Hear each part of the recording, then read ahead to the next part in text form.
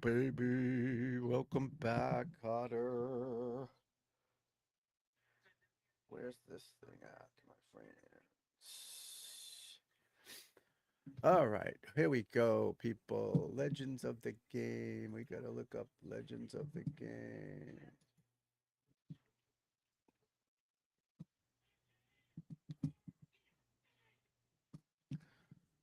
Legends of the game. Hey, what's up, my friend? Good morning. Good morning. Guten Tag. I'm tired today. I'm not gonna lie. Not gonna lie. Tired, buddy. Let's check it out. I was watching the women's British Open. Yeah, I'm tired today, my friend. Too simple. Let's see how it's probably what's it? It's an hour.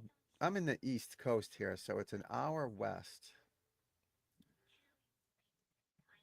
Let's see what happens here, my friend. Our boy Cove Jackson starts off at 7:33. Ricky Fowler 5 under through seven. Holy smokes! Tied in second. Peter Malinati 6 under through eight. Holy shit! Koiven 1 under through seven. It's going pretty good, kid. It's going pretty good. Who are you a fan of? Who are you a big fan of? I'm hoping this Koiven kid gets on a roll and starts kicking ass. Kicking ass. Yeah, Peter Malnati, 7 under through nine. Wow. His dad owns pizza shop, I think, in the Midwest. Chicago. They're actually moving out of Chicago because of the crime. He birdied one, three, four, five, six, eight, and nine. Kids on fire. Ricky Fowler. We need Ricky Fowler to start playing well again. All right, let me make a leaderboard. Leaderboard. Garrett, good morning, my friend. Good morning. New to golf? Awesome, buddy. Awesome. Oh, nice. Who do you got? I love it. I love it. You just want to make some cash. There you go. There you go. Me too, buddy. That a boy. Who was betting it last week? Cavidium, I think his name was, or not last. Yeah, this weekend. Hopefully he'll be popping in here soon. But he likes to put some money down too, and top tens and top fives. I love it. I should do a show on that for sure. Yeah, Fowler playing well. Zach Blair -1. Keegan Bradley -3. A lot of these guys are fighting for their lives too for the FedEx Cup. You know, that's important. You make a lot of money if you get into the FedEx Cup. A lot. Even if you finish 70th, you get an extra 50 grand or something. I mean, it's crazy money they're handing out. 50 grand to them is peanuts, but still, it helps. You never know. You go broke. Um, yeah, the FedEx Cup is very important. So Keegan Bradley was like 80th, I think. 76th. So he's 63rd right now. If it ended right now, obviously it's not going to end right now. But that's another tournament within a tournament, which is pretty cool. Ricky Fowler was 32nd. Obviously, he wants to get in the top 30 at the end to get in the finals at the Tour Championship. But it's good stuff. And then Mariano Grillo, he's fighting for his life. A lot of these guys are in this event. A lot of the big shots aren't in this tournament. You know, they're really taking breaks. There's one more tournament next week until the playoffs start, the Wyndham Championship. But Garrett, how'd you hit him yesterday, buddy? How'd you hit him? Yeah, we're gonna watch another one of those videos. I did the Billy Joe Patton video. You must have missed it. I don't know if you were here for the video. I showed the whole video. It was pretty cool. I know. A lot of these guys, you know what? It's tough. I played pro golf, not that level, but I played some of them. Golf's hard. You got a family, you got plenty of money, kids wiffle ball, little league game. Money's ruining the game, all sports, I think, but there's too much money. It's high school kids are getting paid now. Miles Russell's getting money from TaylorMade. Yeah, it's tough. The game is hard, as you know, anyways, right? This game is hard, anyways. You know.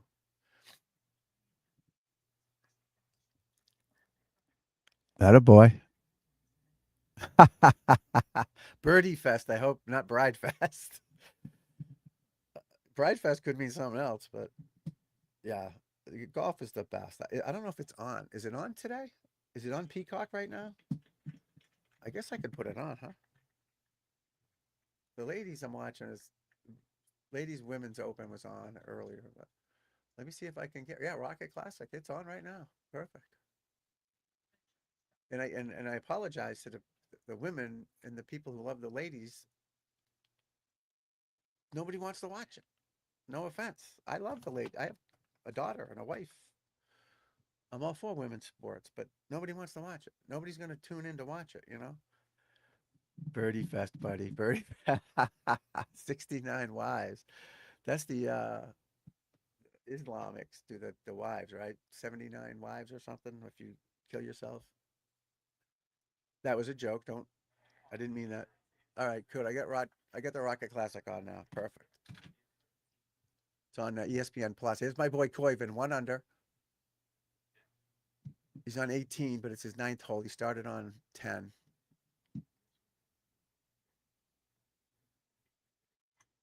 Boom, he moves it. He's got I did a great, I don't know if it's a great video, but his hip is, what he does in his golf swing is wild. Check out the video. I might show it later.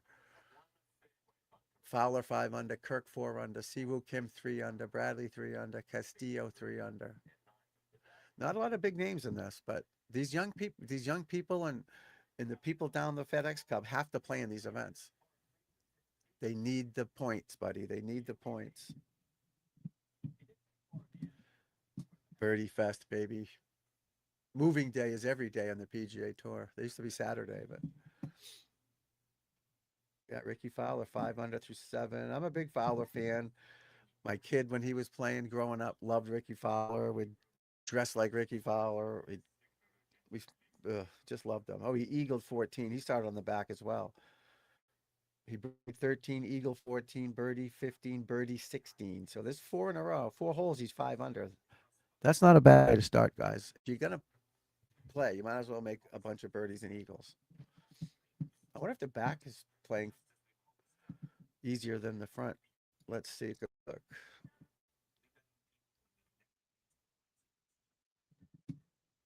Ricky started on the back. Yeah. What was the asterisk? Oh yeah. Well, Malnati started on the front. He's 7 under through 9. How's that? But that's what makes this game so hard, guys. The game is they'll play as many as they can. If it's lightning is the problem or unplayable conditions. So if it's raining, it's not a big deal, but lightning, they stop. It all depends on how much they have to stop. This doesn't get dark till what, 8:30 at night now, right? So they'll start early. They'll send guys out early if they have to tomorrow morning or whatever day it is. So they'll do everything they can to get in 72 holes. They'll have to play Monday, they'll play Monday. They'll do everything they can to play 72 holes. If not, it'll be 54 holes. And like I said, you can go till almost 8:30 at night. Where is this? This is in the Midwest, right? So yeah, Detroit. Yeah. So they'll go as long as they can and just try to squeeze in at least 54 holes. But lightning and flooding are the problem. If it's raining, it's not a big deal. If the greens are underwater, you can't putt on them, obviously. So they'll stop. They'll squeegee them off or something. But the greens nowadays on these fancy country clubs have all aeration in them, and they drains through the green, sub green they call it. It's pretty cool. Um, so they'll drain pretty good. But lightning is the main issue, you know. It depends. If no, it'll round three, right? Round three. It could go 3 rounds. 2 rounds, they could postpone it. It all depends. Is the forecast that bad? Again, it's all about the lightning. It's all about the Lightning. So your bet would be canceled, I would imagine, if the tournament's canceled. But that rarely happens. I can't remember last time a tournament was canceled, the whole thing. Can't remember. Now, there's been some lightning storms. If you look them up back in the day, lightning hitting stands, trees falling. That's happened, but it's very rare. Let me look at the weather. But yeah, it's all about lightning. Rain isn't the problem. They'll play in the rain. It's lightning and flooding. All right, so Saturday, precipitation. Ba, ba, ba. Oop. Let me get your AccuWeather forecast. I love it though that you're looking at the weather. I love it. That's a good better looking at the weather. All right, where are we at here? Friday. Tomorrow, more clouds than sun. So the first 2 days look no problem. So there's 2 rounds in. Shower and thunderstorms, humid for Saturday. Mostly cloudy with a couple of thunderstorms. So I don't think it's a rain out on Saturday, according to what I'm looking at, but you never know. They'll dodge the lightning. They'll go in and out of it. They'll do everything they can to get in 54 holes, buddy.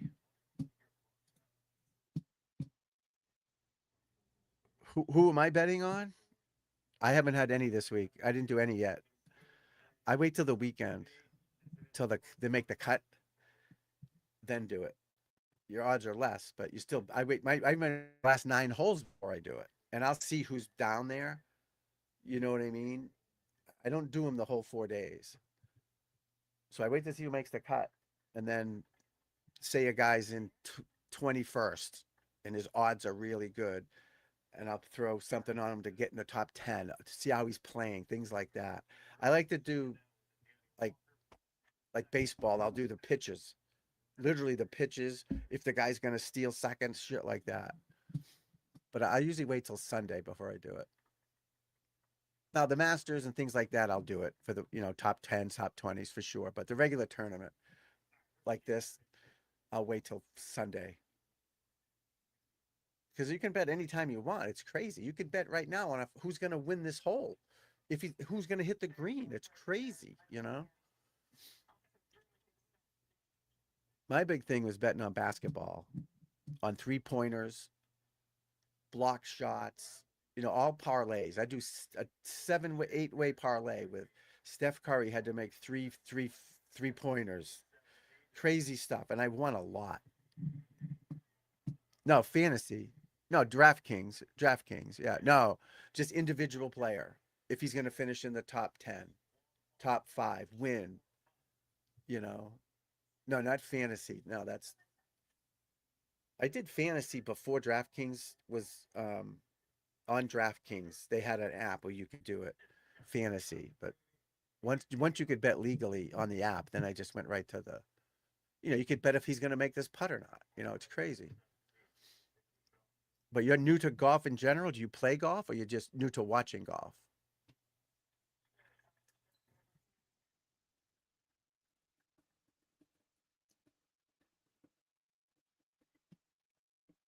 And and obviously the odds change every hole on these guys. It goes up and down. It's crazy.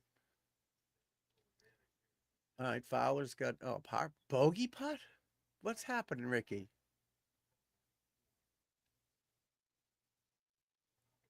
Yeah, Ricky was fun to watch. Young and flashy. That's no good, Richard. What did he do there? But the weather-wise, yeah, I think he'll be all right. They should get him all in.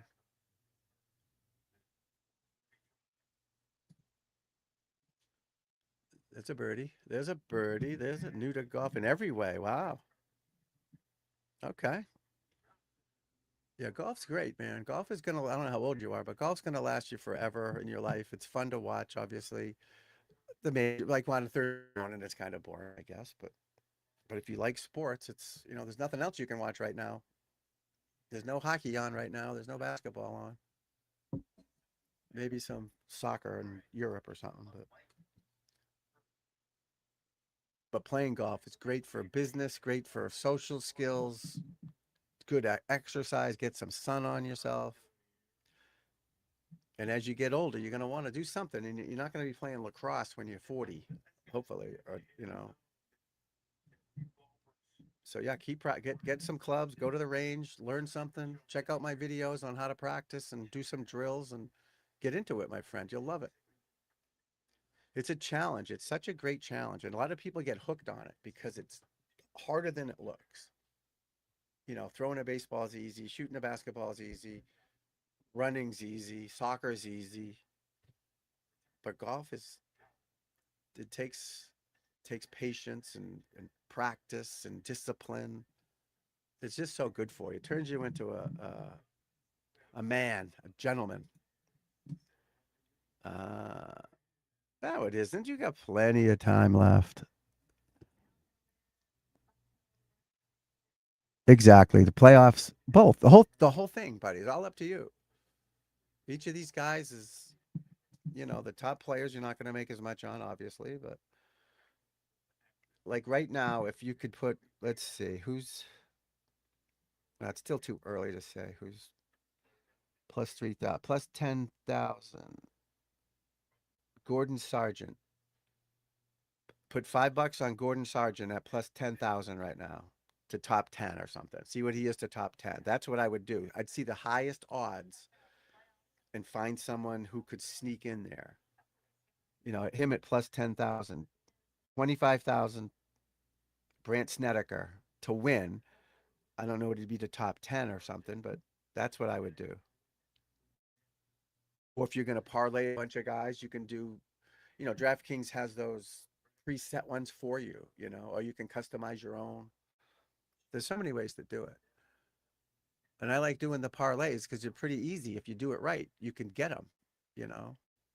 You can get 6 out of 6, no problem. If they're reasonable, you can't do crazy ones, but you're not going to get rich doing it. But you put $20 on it, you'll make a couple $100. Come on, dude, hit the ball. These odds are crazy. 100,000 to 1 right here. Davis Riley of winning the tournament. Adam Svensson, 100,000 to 1. Million to 1. Stefano Mazzaroli.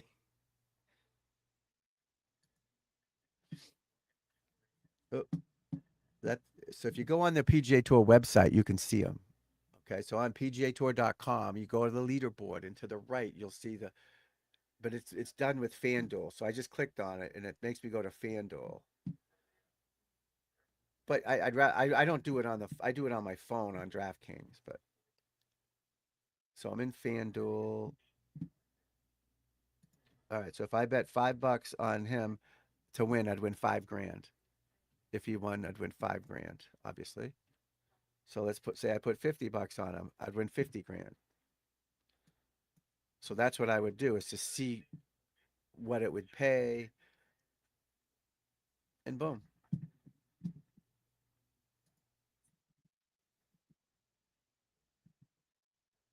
But I usually wait till Sunday.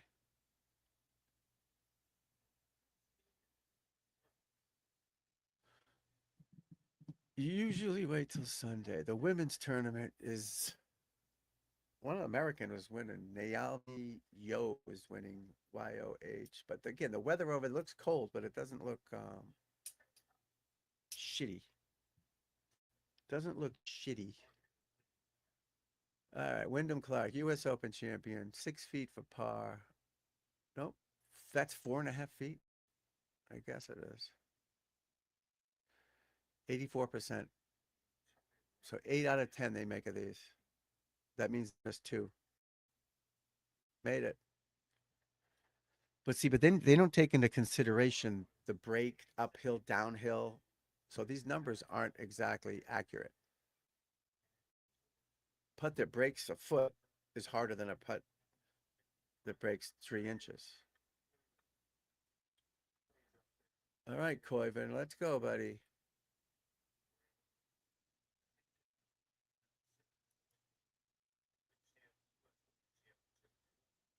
All right, Ricky, what's he got?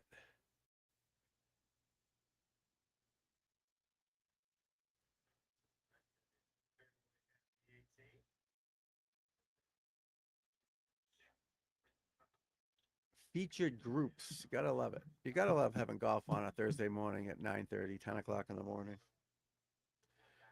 You gotta love it.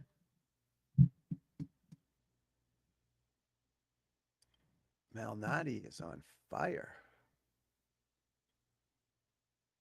Ricky Bogian doesn't have Chris Kirk to 5 under. Yeah, wait till Sunday. That's the way to do it. Well, yeah, I mean, you could do low round of the day. There's so many different ways to do it.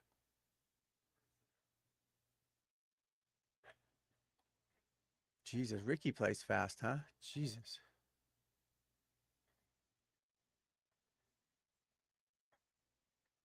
25 feet. Not a good shot. Not a good shot there, Ricky. Xander Schauffele. He's in the right rough. What's he doing? What's Xander doing?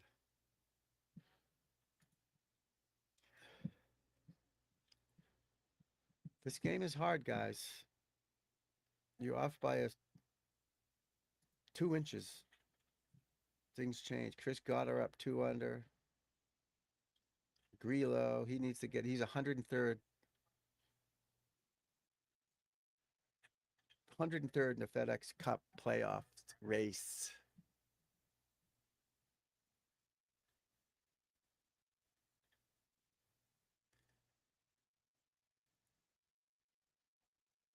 We got a bunch of people out there, though, huh? It's a pretty good crowd for Thursday morning.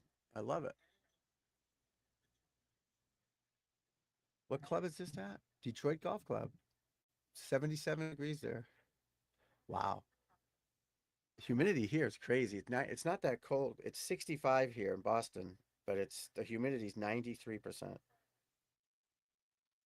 It was 93%. 90% now. That's hot. Humid.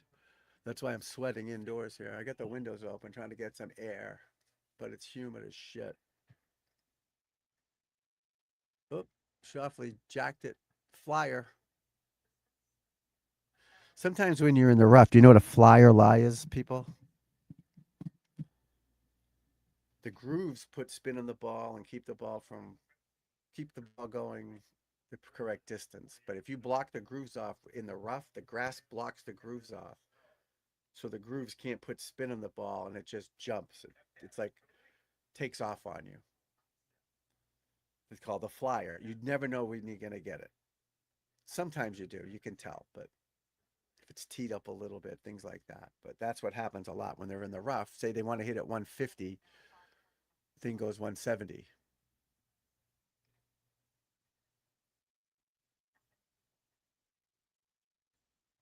Pot Gaita, he hits it a mile. Chris Goddard up right in the middle of the fairway. He's 2 under, playing with Fowler and Shoffley. He's got a weird swing. Whoa, that's horrible. Wow.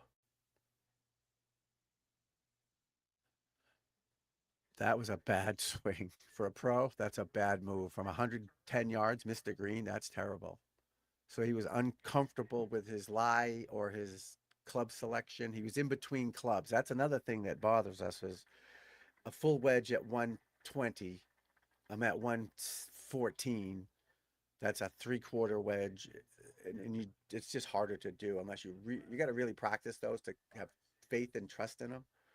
But it still happens to the best, and this just proves it right there. Oh, the skinny man, Lefty Batia, makes a birdie putt to get to even par. This kid can't weigh 90 pounds. 6'10", 90 pounds. Wyndham Clark, 2 under.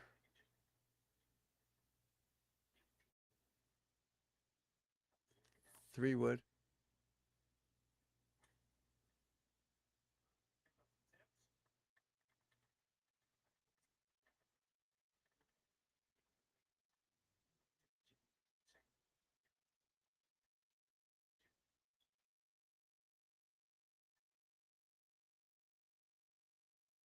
Kid trying to be funny on the trying to be a comedian here on the Golf Channel. Not working. That's Siwoo Kim. But we're glad you're here, Too Simple. Good to see you, my friend. Glad to have you aboard our growing channel of golfers. Jackson Coyven. Now they put him in the big leagues now. So remember, when you're a regular guy on the tour or a jag, just another guy, when you're a jag, when you're a jag, they just put you out with other no names. Not, Coyven was not a no name because he was a number one amateur in the world, but they don't put him with major winners. They put you with guys at your level normally. Like the last guys teeing off today are all nobodies. Monday qualifiers, shit like that. But Coyven won last week. Now he's in the winners bracket. But they put him with two major champions, which is unusual. Keegan Bradley and Wyndham Clark. So now he jumped up a notch in tee times, prime tee time. That makes a difference. Let's see how he handles it. You know, let's see how he handles it.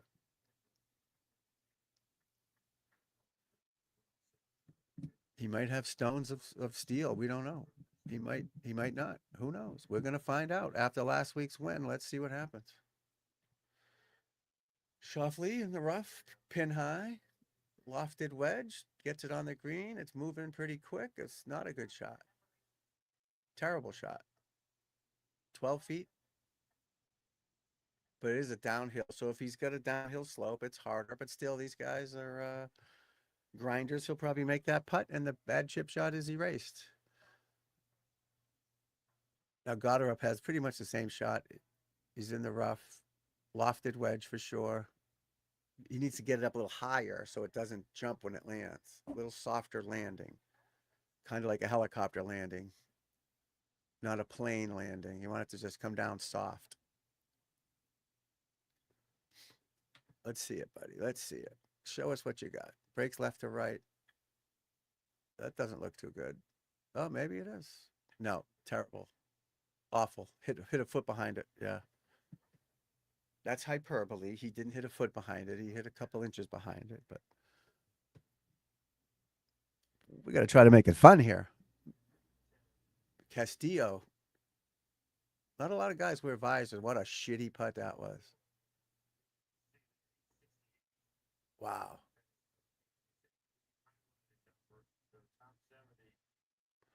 Come on, Ricky. Drain it. Ball's on the way. Breaking to the left. Short. Didn't make it. Ricky Castillo. Who is he?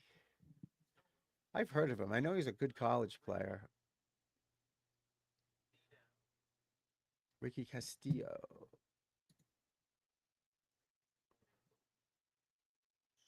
Tony Finau's wearing these strange pants too. The baggy pants look. Nice putt though, but is he Mamel? That's Nike makes those? Holy shit. The baggy pants are coming back, everybody. Ricky Castillo. He went to the University of Florida.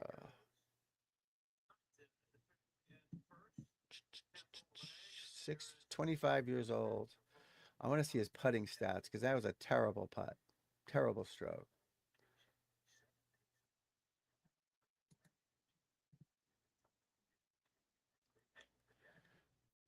Stroke gain. He's 92nd in putting. No, I'm sorry. That's not putting.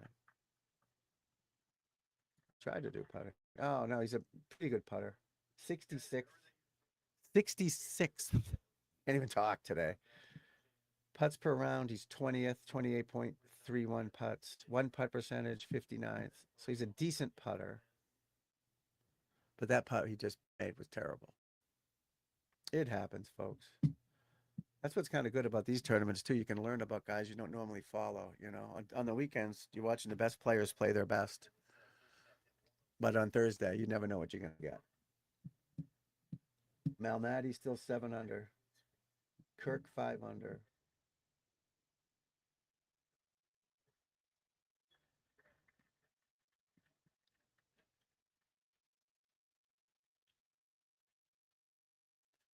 What fun. Commit to your swing, man. He's got 106 yards to the hole. Barely any wind. This should be within 15 feet every time for a player of this ability. The green looks pretty flat to me.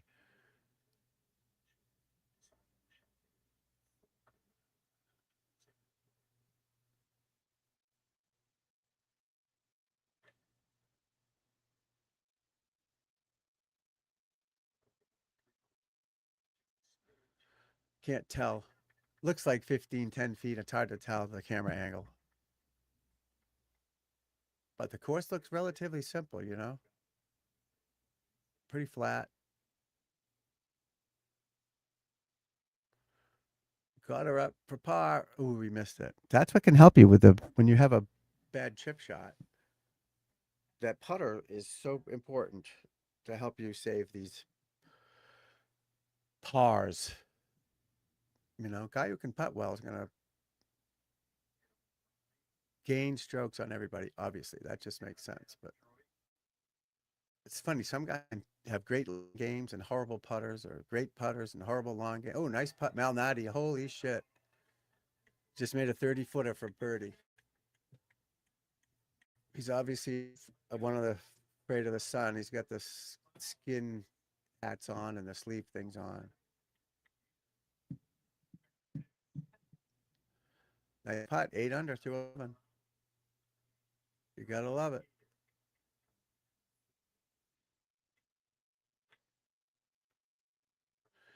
Keegan Bradley, 105 to the hole. All right, they're all in there tight. First hole, their 10th hole. All three of them got birdie putts. Quaven, Bradley, and Clark.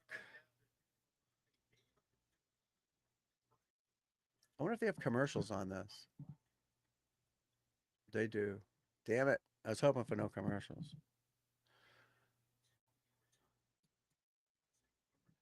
You gotta love it, people. You gotta love it.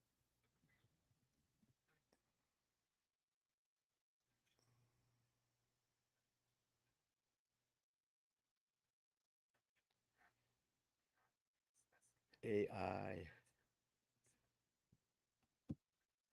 Everyone loves AI.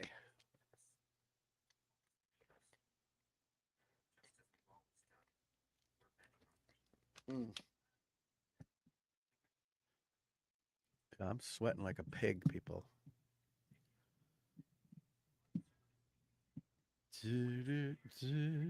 What does that button mean?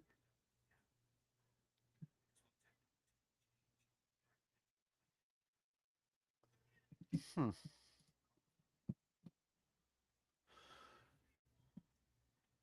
Detroit Golf Club.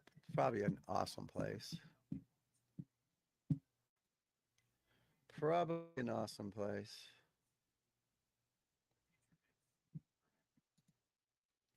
I gotta find that other golf that channel we watched yesterday with the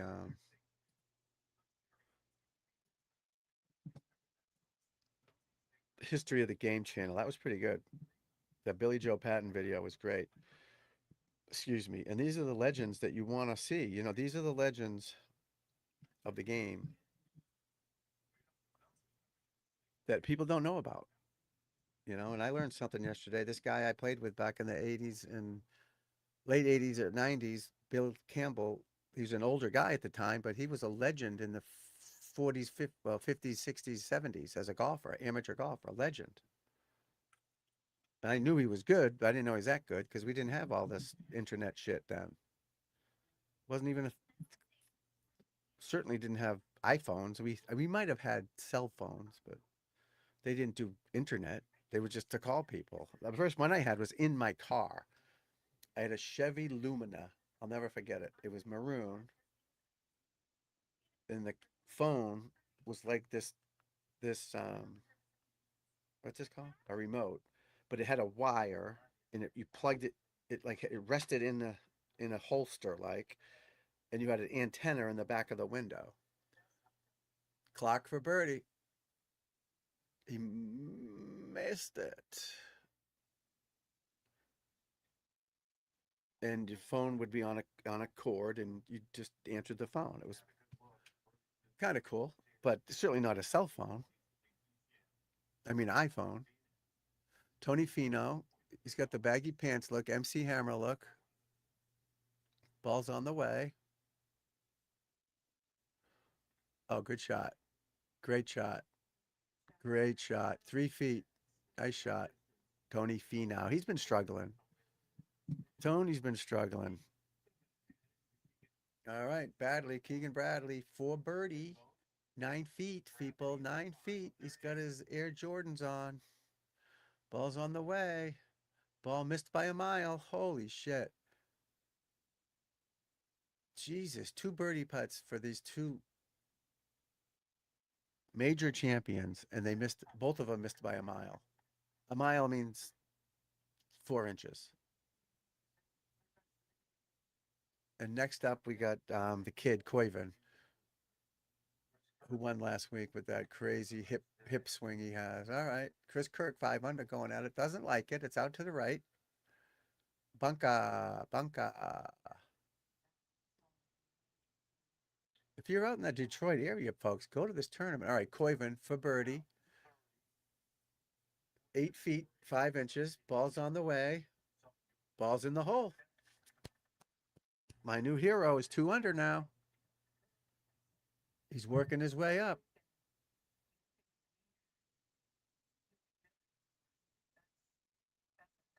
Shoffley on the tee. First hole, his 10th. 3 wood. See, there's bunkers out there you have to lay up short of on this hole, it seems. So they're all hitting 3 woods. Oh, that went in the rough. Shitty bounce. When you miss the fairway as a pro, laying up, it stinks. Nobody likes it. Nobody likes it. Oh, Batia. He's just off the green. He's got a lofted wedge. I mean, he's hitting a low skimmer. Oh, that didn't even get close. Terrible shot. Should have putted it. Putted, bump and run it with a 7 iron. See, he may not have that shot in his game. A lot of these guys don't know these shots. But to hit a lofted wedge from right there is silly. Again, all he's got to do is make the putt, and it didn't matter what he hit. But he's 20 feet short.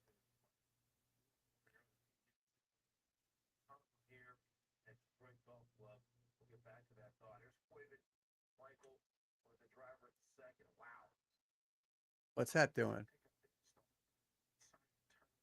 Oh, that's perfect. Perfect shot by Koiven.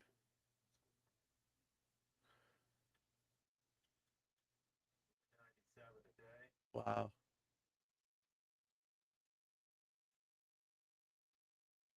Keegan Bradley, slowest player in the world. He's got a 3 wood.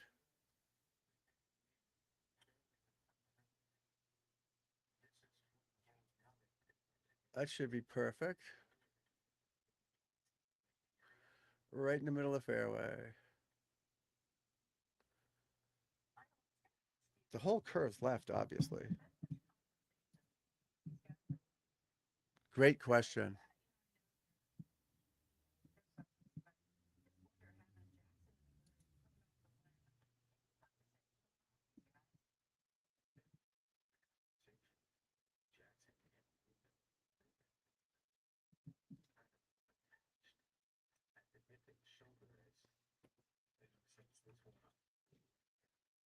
Man, it's hot in this room.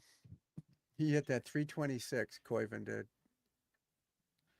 326, 171 to the hole. Pins in the far left of the green.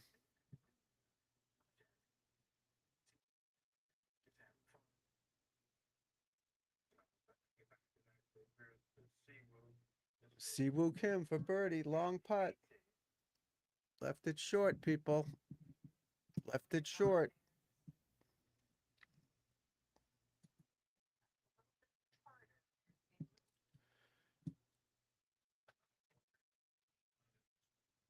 Oh, boy.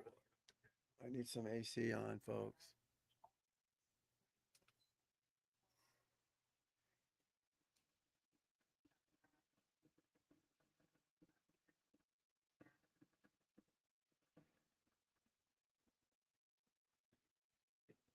20 feet for par. Bakshay Bhatia made it.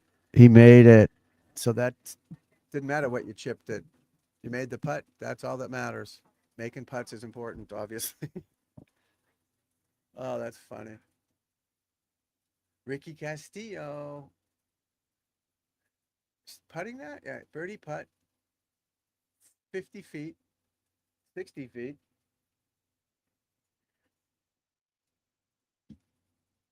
Not bad. All right, Richard Fowler, 130 to the hole. Get close. I mean, these guys should be killing this course. Every shot is 130 or less. Oh, he stuffed it in there. Yeah, he stuffed it in there. Chris Kirk's got about 13 feet for birdie.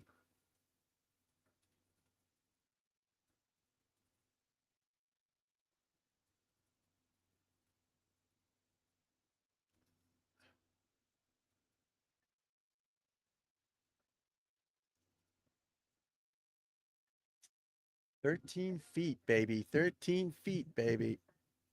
Oh, I agree with you. Absolutely agree with you. Did you really? Oh, wow. Yeah, did he use that long thing back then too? I don't know. I'm not a fan of that at all.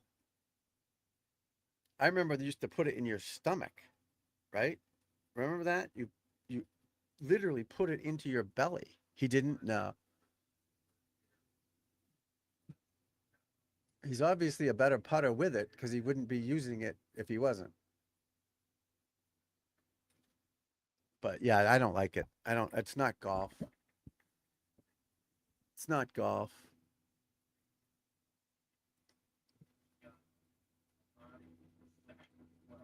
Malnati firing one in there. Using a yellow ball. He is? Holy shit. Yeah. Yeah, that's ridiculous. And Bernhard Langer using it. They're definitely anchoring it too, you know.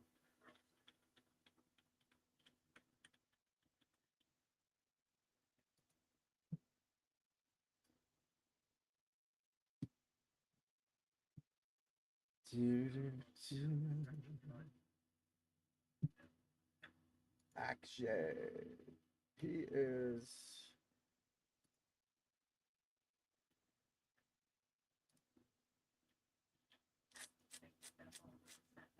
he's first in strokes gained putting, yes.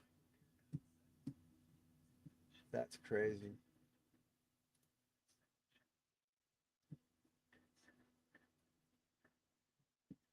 Wow. Yeah, top 10 in all the stats.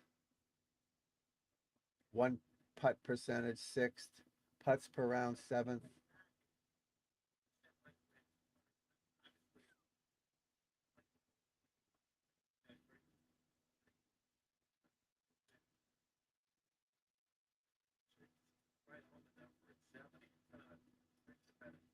The longer ones, not so much. 20 to 25 feet, he's 106, but the rest of them,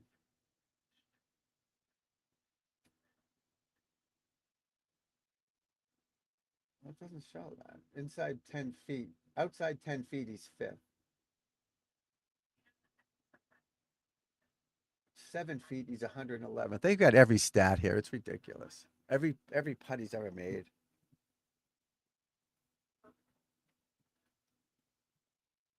Yeah, they tried to outlaw that anchoring thing. You couldn't touch your body with it.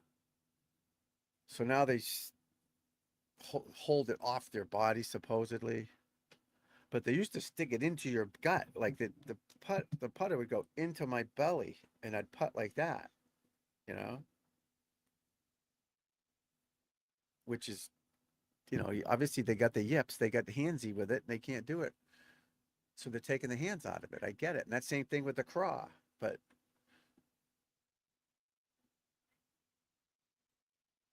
I don't know. It seems like cheating to me, but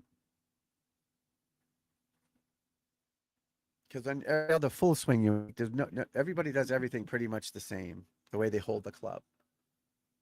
Now, a few guys chip cross-handed, but that's putting cross-handed isn't an issue either. It's the length of the putter and the anchoring. Oh no, MC Hammer Finau missed that one. Look at those pants. That's what we used to wear back in the day, the baggies. I'm gonna throw out all my pants. Get some new pants. Shoffley making a birdie putt, short. And it's hard to believe. It's not even August. The season's almost over, you know? One more week than the playoffs. Then you got the President's Cup. Then the fall season starts for next year. It's all crazy. Peter Malnati, 8 under through 11. That's not bad. We were on a 59 watch, I think, right? Right? We're on a 59 watch, folks.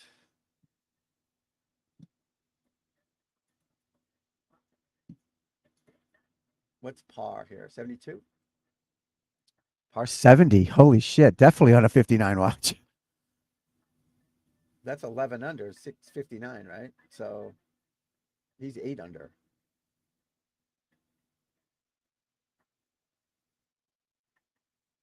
7 holes left to make 3 birdies. One par 5. What's the par 5 at?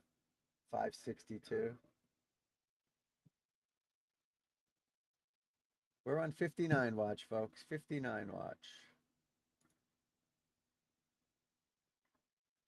That happened to Michael Kim. What happened to him? Sometimes that's a curse. If I was going to shoot 59 and I had a putt for it, I'd miss it on purpose so I wouldn't get the curse of the 59.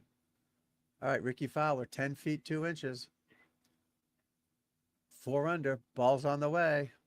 Missed it. Oh, my God. We've seen more putts missed. And Wyndham Clark just had the same putt and missed it on the other side of the hole. That's his problem. He used to be such a good putter. Ricky Fowler was such a good putter. We cursed him ever since we've been on the air. He's been dogging it. Koiven, 50 feet for birdie. Uphill, then downhill. So it's going up the crest. Now it's coming down. Heading towards the cup. It's good lag. 2 feet. Easy par.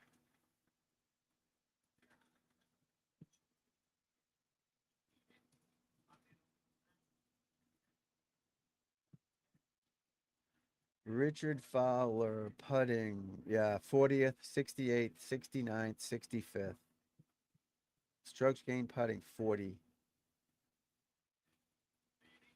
Not good.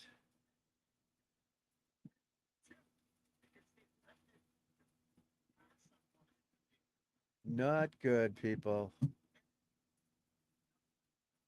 Not what we want in a golf. If you gotta make putts out here. You gotta make the putts. And Fowler's just not making them. But again, he was 5 under for 4 holes, so that obviously made some putts, but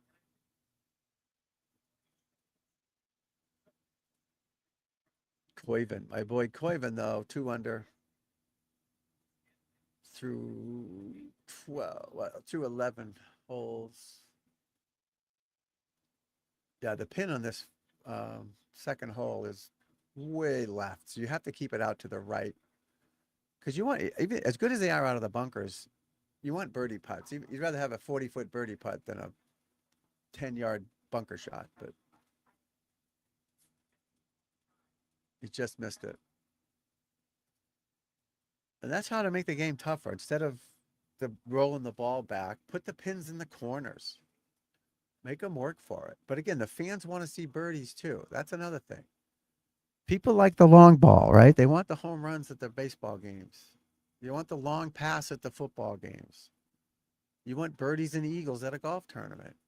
You know, watching the Watching him struggle at the Open and U.S. Open once in a while. That's fun once in a while, but people want to see birdies action.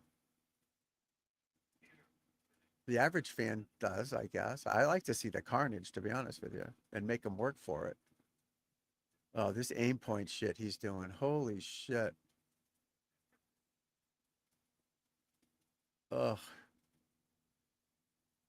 He's got 8 feet and he's doing aim point from two different. That's crazy. I never got the aim point thing, and maybe I need to talk to those guys, but my feet, I don't feel it. I mean, I can see a slope, but I can't feel the slopes. I can't feel them.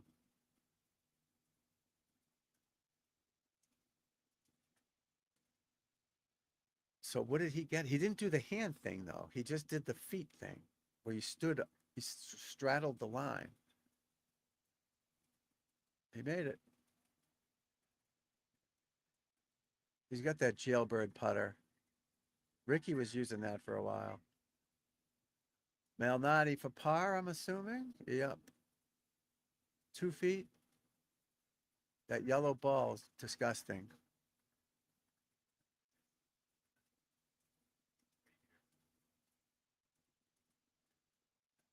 Novak +2. Chip shot, throws it way up in the air. Ball lands soft and in the hole. Wow, nice shot.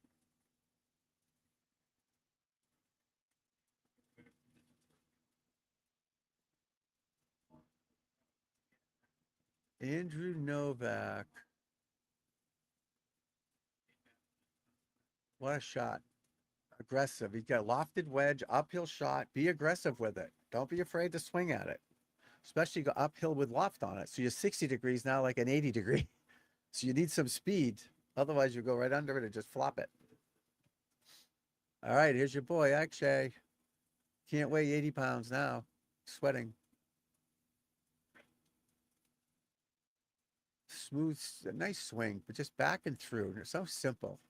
Oh, he almost made it. Great shot. Great shot. He's a tall fella, it seems, but he's tiny. Malnati on the tee at 13. Good driver. Striped it.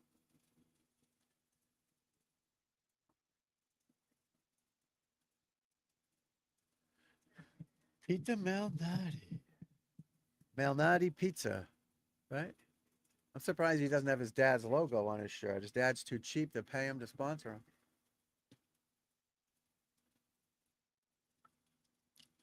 Fishburne, whoever he is. Well, birdie. 13 feet. Ball's on the way. Ball's in the hole. Is it Patrick Fishburne?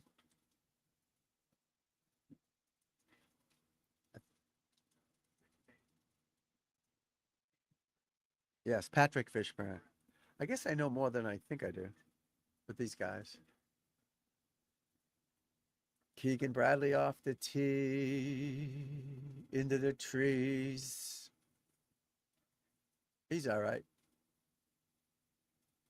He's 76th on the 76th FedEx playoff guy. Oh, Xander ball way before his feet. He's got 170 to the hole in the heavy rough. All carry, it looks like. Went after it, almost fell over. Ball's on the way. Ball is bunker, greenside bunker. Yeah, that's a tough shot. He'll make par. This is the hole, the pin, the second hole with the pins way left. Jackson Coyven laying up with an iron off the tee. He's only missed one fairway. 16th hole, right in the middle of the fairway again. Doesn't miss a fairway, this kid. 9 out of 10. And now you get Wyndham Clark, 3 wood or 5 wood, whatever that is. Just getting in position. The hole's only 360, so. Oh, doesn't like it.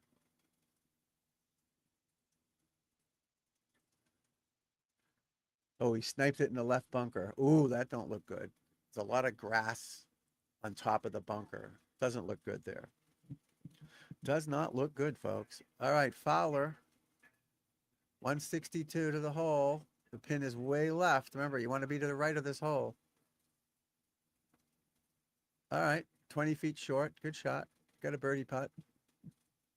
Something bound to go in. Oh, Detroit Lions, Detroit Tiger logo. That's pretty cool. I love the Tigers uniforms. Malnati 8 under, Bradley 5 under, Fowler 4 under, Kirk 4 under, Kim 4 under, Sargent 4 under, Finau 3 under. All right, give me 1 second here, folks. I got to do a quick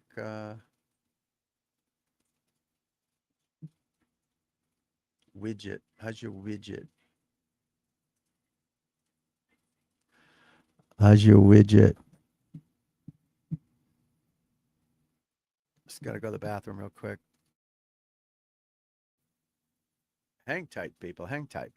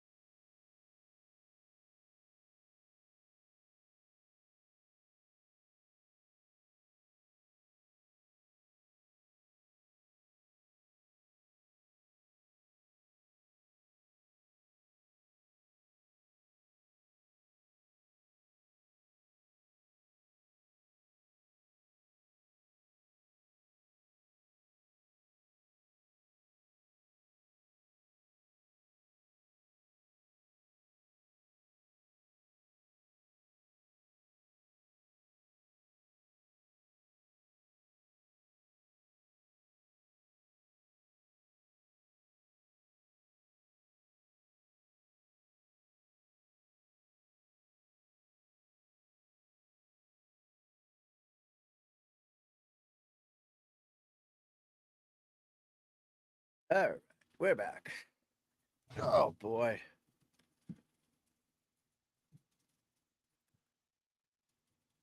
Now I'm freezing.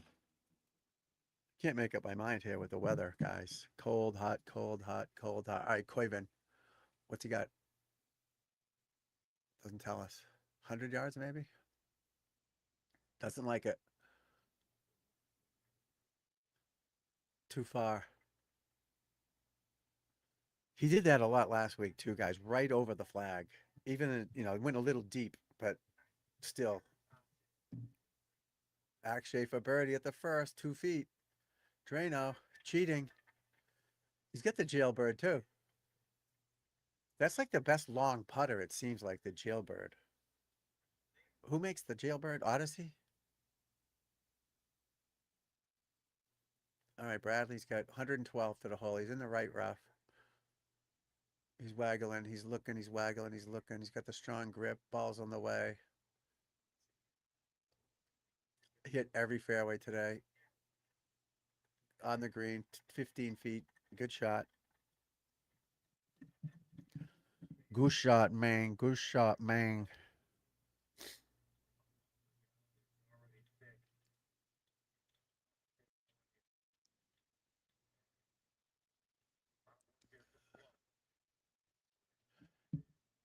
Yeah, the gallery's getting good here too, which is nice. But we're gonna show. We're gonna find a legend of the game. We're gonna watch that as we watch the golf here.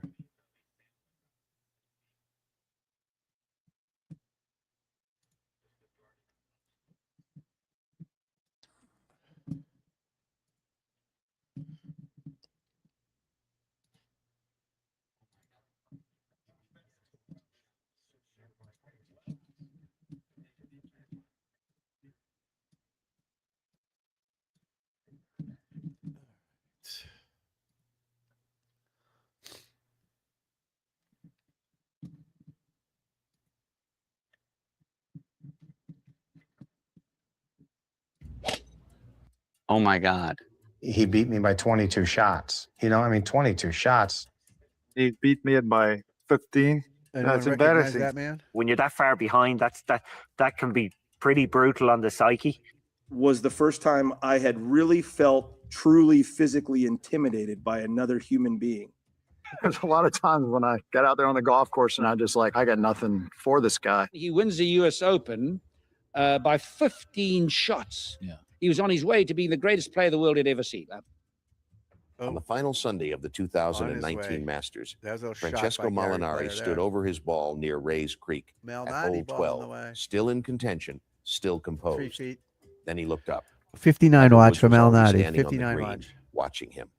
Rory McIlroy, one of the best players of his generation, said it plainly. He knows that he intimidates people, and it's like I'm going to make you feel my presence. Molinari made a mistake. Tiger won his 5th green jacket. That was not an accident. Ricky can't Nothing make about shit. Tiger Woods ever was. Before we talk about what people felt standing next to Tiger Woods, let's talk about what the numbers actually say, because the numbers alone are enough to make any competitor lose sleep. On the PGA Tour at his peak, Tiger won roughly 1 in every 4 tournaments he entered. His closest rival at the time, Phil Mickelson, won about 1 in 12. That gap is not a difference in talent. That is a different category of player entirely. In 2000, Tiger won 9 times in 20 starts. That same year, at Pebble Beach, he won the US Open by 15 shots. Not 5, not 8, 15. The next closest player finished so far behind that the margin felt less like a golf tournament and more like a demonstration. Jeff Sluman, a veteran Hopefully you guys remember Tiger, how great he was. If you're young, go watch his videos, watch this one. These guys were all intimidated by him. They knew he was going to win. He knew he was going to win. It was crazy. I mean, just crazy. And you think Scheffler's good? Forget it. Rory, forget it. This guy's not even in the same league. Not even in the same league. Just amazing. PGA Tour player once described watching Tiger hit a 4-iron from a downhill lie in a fairway bunker over trees into a 30-mile-an-hour wind and stick it close. Sluman said, "There's Made no every man time ever in happen. the world who could hit that shot." Everybody just started laughing. Dave Stockton, another respected voice in the game, put it even more directly. He has shocked us like nobody ever has shocked a group of athletes. That was not admiration. That was bewilderment. This is true. There is a famous thing that was once said about Jack Nicklaus, JC. Snead, a longtime tour veteran, described competing against the Golden Bear like this. He knew he was going to beat you, you knew he was going to beat you, and he knew you knew he was going to beat you. Didn't I just say that? That sounds terrifying. But here is the difference. Players who competed against Nicklaus still believed somewhere deep down that they could beat him on a given day. They showed up thinking they had a chance. With Tiger, that belief disappeared entirely. That's Golf Stephen Digest Ames. reported that He beat him players of 10 and 8 Tiger's or era something crazy. simply did not think they could beat him. Stephen Ames said something crazy like, "Oh, he's not playing great. He's hitting it out the way he's playing, something stupid." And I think he beat him 10-8, won the 10 holes in a row. I swear to God, just beat his ass like a beating, an absolute beating. You know. But what are you gonna do? You're gonna, you got to stand up to him somehow. Coiven for par, damn it. But just so you know, this channel, Legends of the Game, Legends of the Green, it's called. Sub to it if you would. Peter Kessler is this man talking. He's a legend from the Golf Channel back in the day.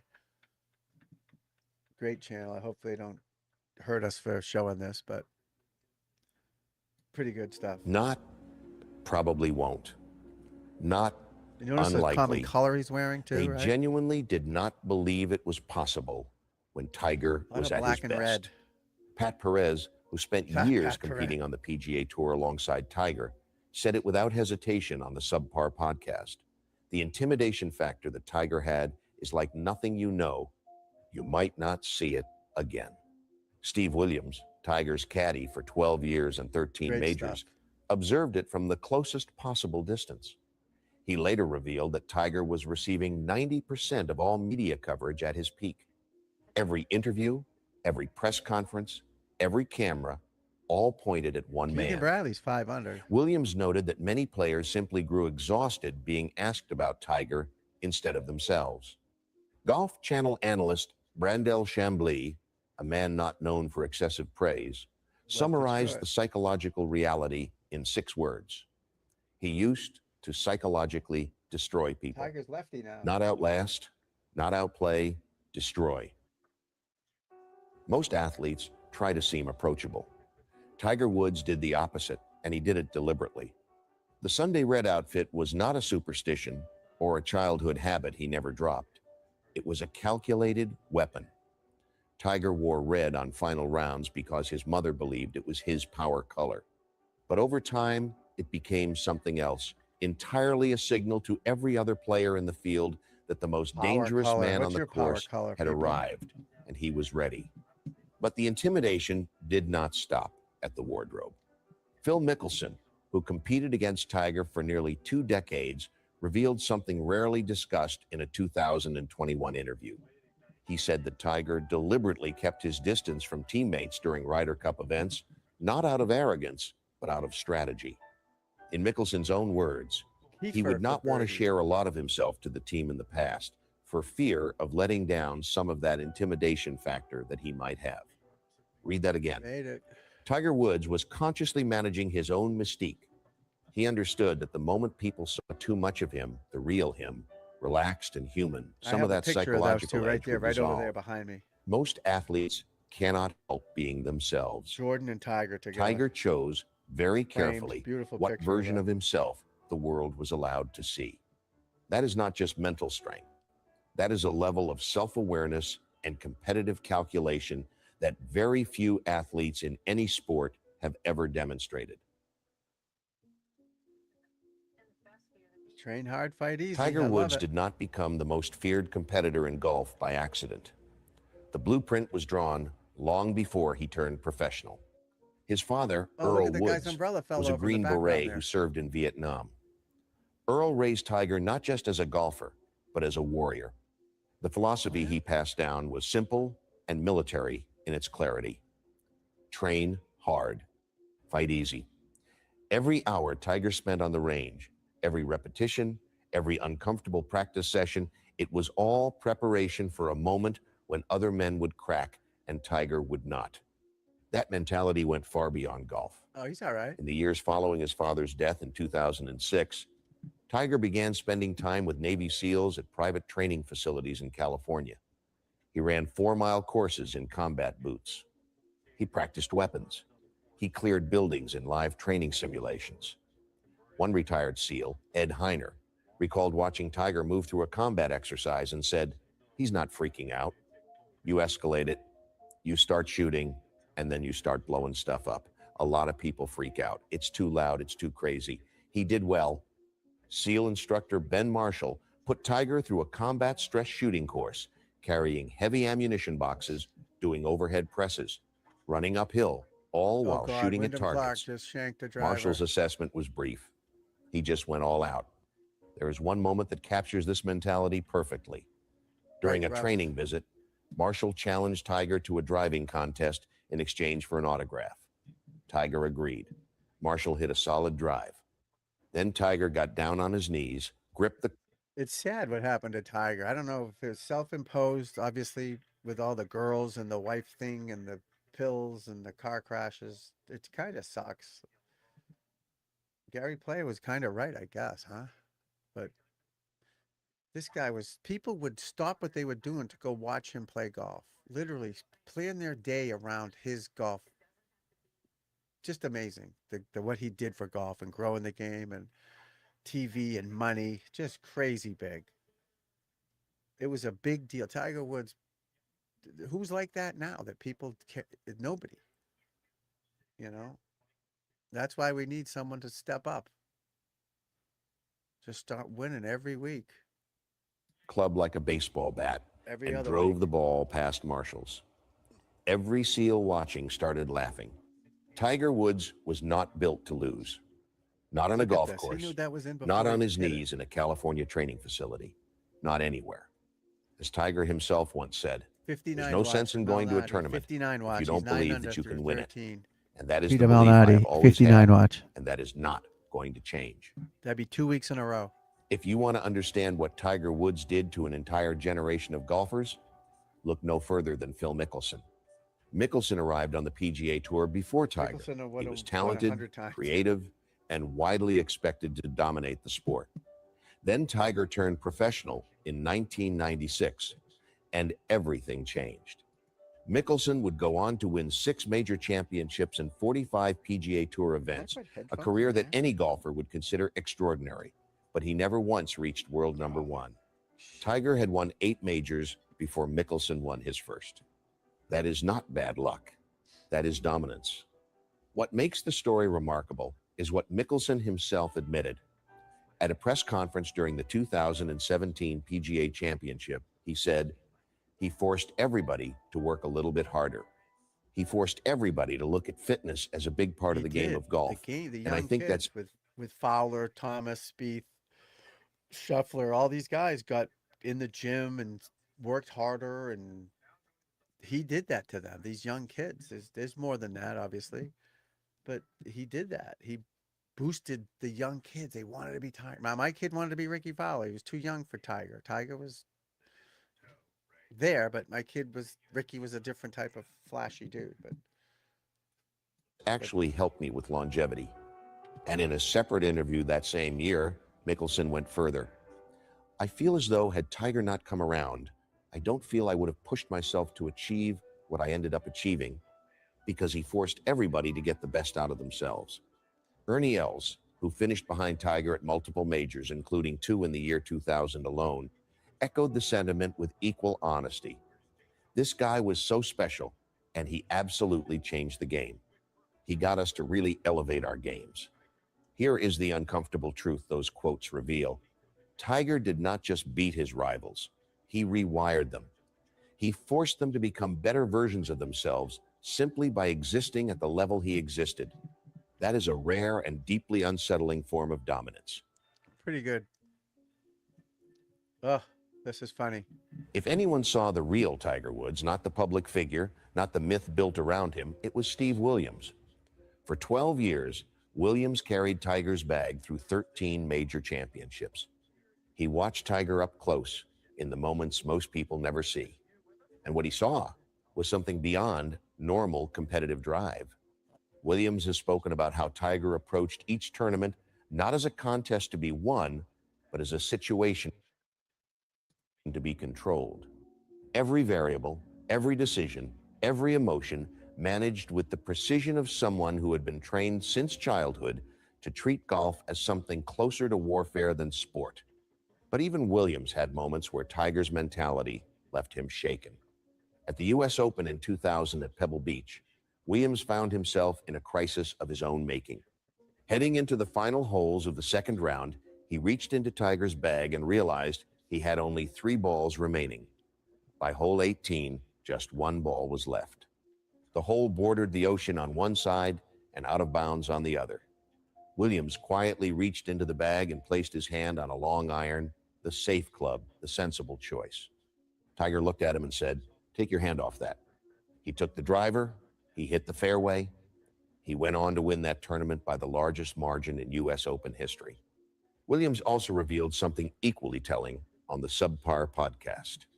During stretches when Tiger was playing well, but perhaps too comfortably, Williams would deliberately give him slightly incorrect yardages, just enough to spark a reaction. Because Tiger, Williams explained, performed at his absolute peak when he had an edge of anger or agitation driving him. Think about what that means. The most dominant golfer in history played his best golf when he was, in some small way, irritated. Most athletes fall apart under that kind of internal pressure. Tiger used it as fuel. Witness. There is a certain kind of praise that carries more weight than any other. The kind that comes from someone who has stood at the very top of the same mountain. Jack Nicklaus won 18 major championships. Gary Player won 9. Nick Faldo won 6. These are not commentators or journalists offering opinions. These are men who dominated professional golf in their own eras, who understand from personal experience what it takes to be the best player in the world. And when they speak about Tiger Woods, they do not sound like fans. They sound like witnesses. Nicklaus said it plainly and without hesitation. There isn't a flaw in his golf or his makeup. He will win more majors than Arnold Palmer and me combined. Somebody is going to dust my records. It might as well be Tiger because he's such a great kid. Consider the weight of that statement. The man who held the record, the standard every golfer is measured against, looked at Tiger and voluntarily said, "This man will pass me." Gary Player, speaking in May of 2019 before a golf exhibition, recalled a private conversation that revealed just how complete Tiger's physical decline had appeared before his comeback. Tiger told me at the Masters 2 years ago, "I'm done. I'm locked up with my back. I'm finished." I didn't think he would ever win another tournament, much less a major. Incredible. Nick Faldo, who played alongside Tiger during the first 2 rounds of the 1997 Masters, offered perhaps the most precise assessment of all. Tiger knew he was different, special. He hit a golf ball differently, full stop, than anybody else. Nobody could drive it like him. Nobody could hit long irons like him, or the wedges and his short game around the greens. When the greatest players in history speak about another player in those terms, it is no longer praise. It is acknowledgement of something they had never seen before. There is a simple way to measure how intimidating Tiger Woods truly was. Look at how he made other elite players feel. Not beginners, not amateurs, but the best players in the world. Rory McIlroy is one of the finest golfers of his generation.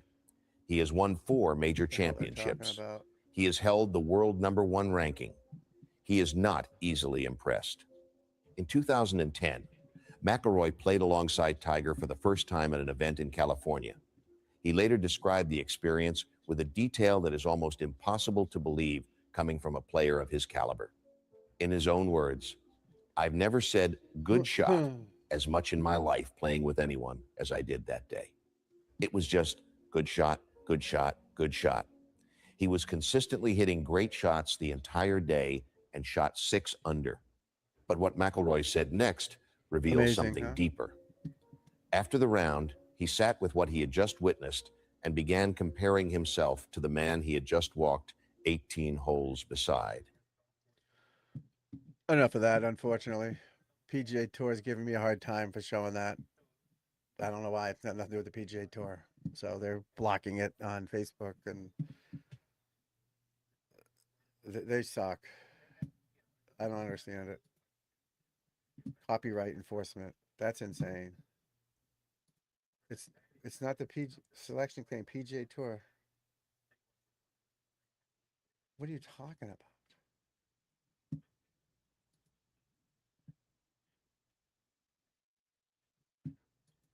This isn't the PGA Tour. 65 through 66.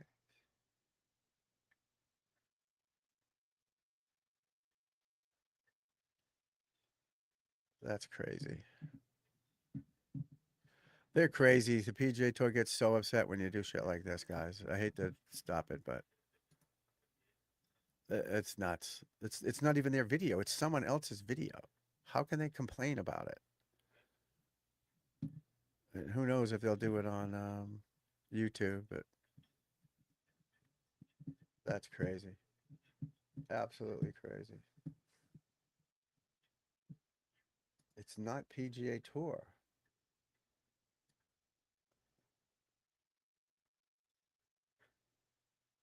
$65. So what would 65 be? 105. 42. A couple pictures of Tiger Woods. They can find that on, it's someone else's video.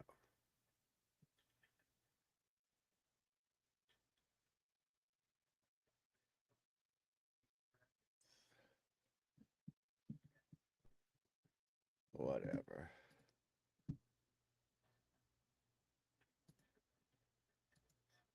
Whatever.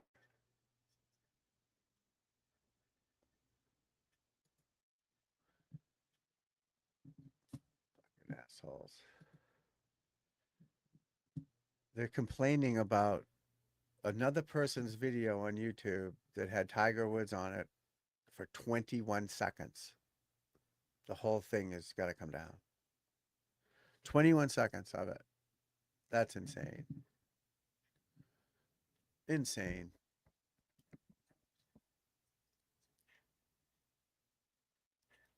It's not even there. It's someone else's video.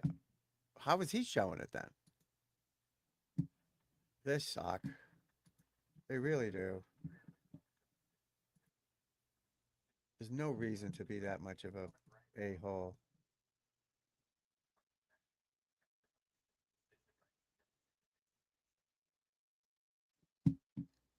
I don't think, right? What's the big deal, people? What's the big deal?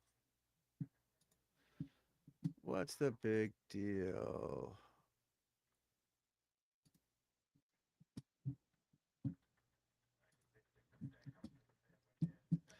I'm sure YouTube is going to get mad about it as well.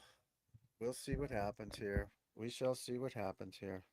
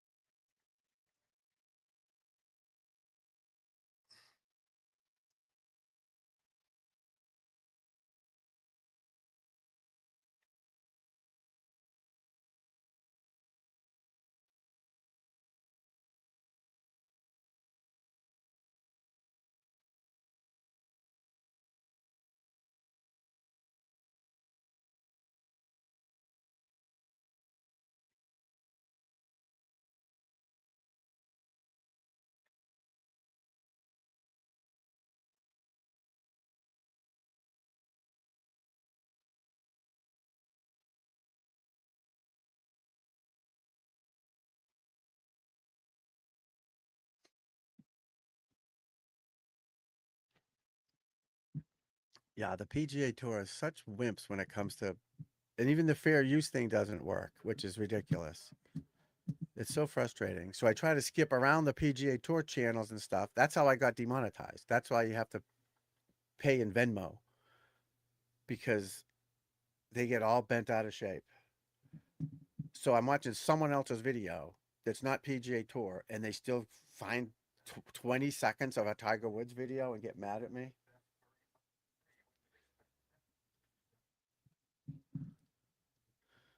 Sucks. Trying to do this golf YouTube thing is so hard. It's like you're limited. Like, these people watch these trials all day long. One guy's showing the trial. He's not even there talking about it. He's just showing it on his channel from the local news station. No problems. Doesn't comment on it. Nothing. Boom. And they can do that all day long. But you try to show sports and golf or whatever, and you can't do it. It's ridiculous. I'm not showing this Tiger from 20 years ago. 21 seconds of a video. It was like 6 seconds of one, 6 and 6 or whatever, and they get all bent out of shape. They're horrible people. Horrible people.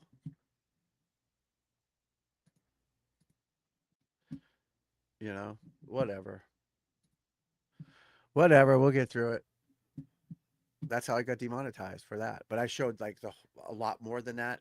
But I was commenting on it like the fair use thing, like you're supposed to do. You pause it, you comment on it. Nope. They still cry like the little wimps.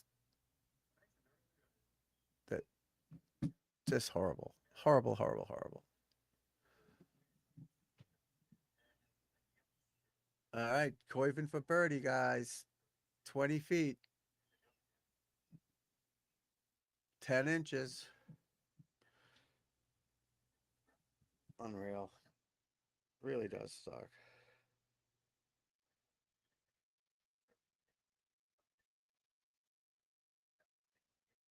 Unbelievable. Oh, well. Hey, at least we're watching golf. Coivin missed that by a mile. Missed it a foot to the left. He started out the left and it turned left going down the hill. But still, he's 2 under. Oh, Malnati. We got don't forget now. We're on a 59 watch for Peter Malnati. Why aren't they showing him more? 59 watch. He's 9 under, par 70, so 11 under is 59. All right. They're showing Batia. They were showing up there where he anchors, but they took a camera down. You can't tell me he's not anchoring that. If he's the best putter on the tour,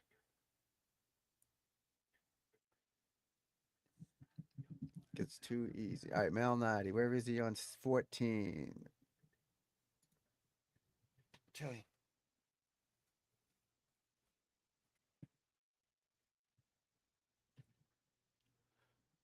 Malnati has 9 feet for birdie on 14, a par 5. 9 feet. Here he is. He's putting it here. It's live.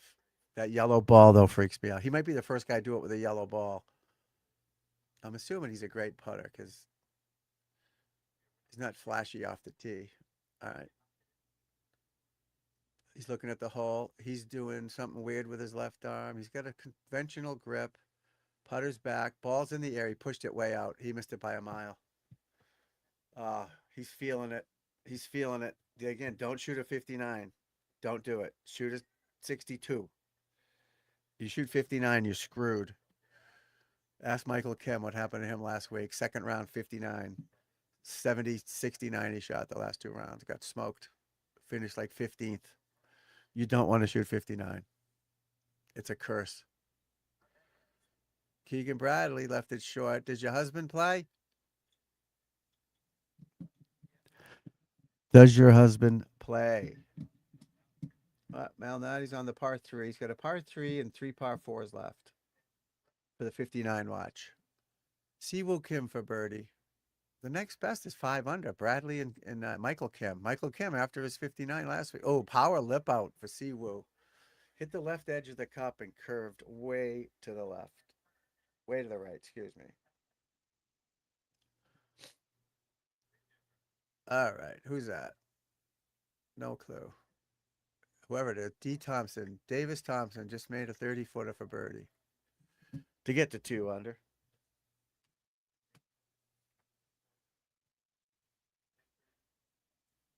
Peter Malnati on 59 watch.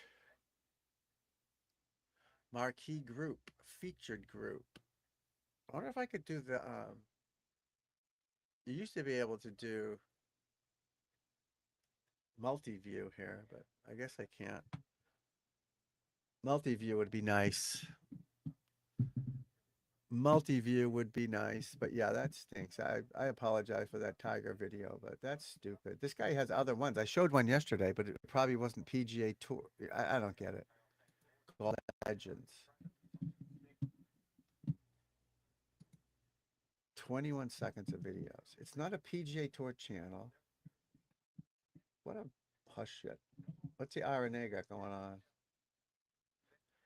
RNA, the drop, live from the AG Women's Open. Do they get mad if I show that? Stream starts at 1900. The hell is 1900?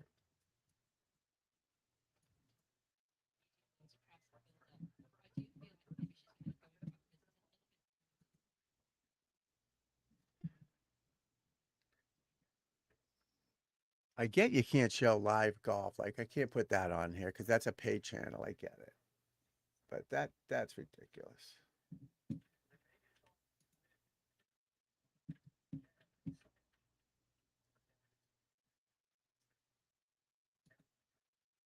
I know it's weird is they found it as I'm watching it. Like they're that much of a cuck to watch some small streamer showing it to 15 people and get mad about it. They should feel bad for me and let me do it.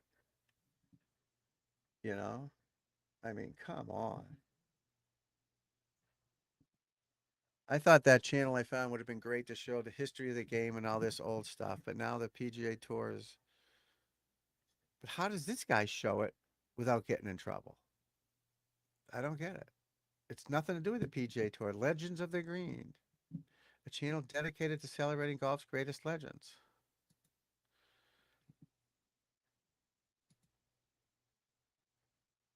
They're showing it.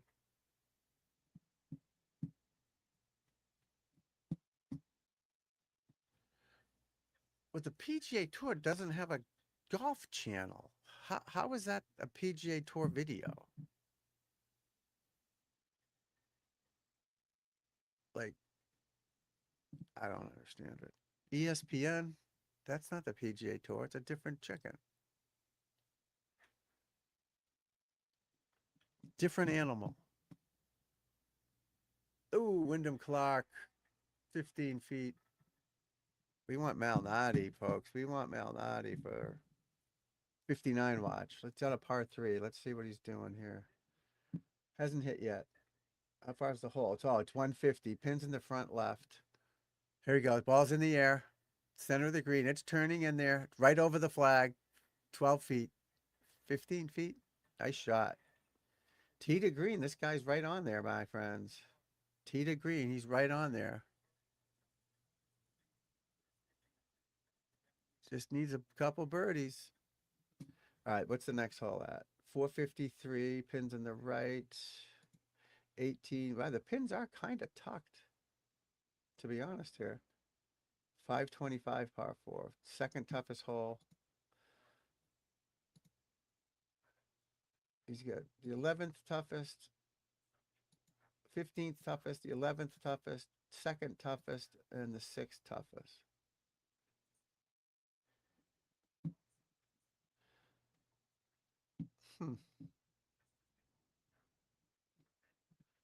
You never know.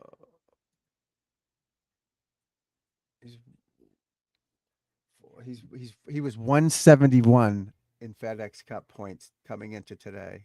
100 off where he needs to be. And now if he wins, he goes to 67th. Wow. But again, he's got next week too. So if he doesn't win, and if he can top 10 it, get him closer, obviously, but probably not close enough. But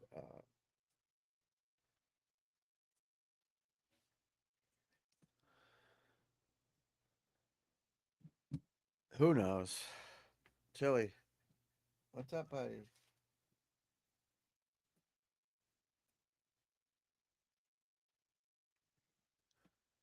Taco Bell. I haven't had Taco Bell in years. You guys like Taco Bell? No? I don't think anybody likes Taco Bell. You just have to go there. It does look good. Like that cheese looks good right now. But nobody wants it.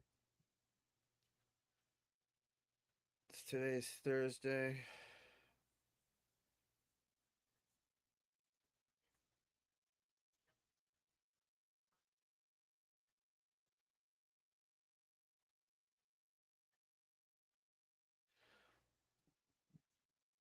Be right back, my friends. Watch this video real quick.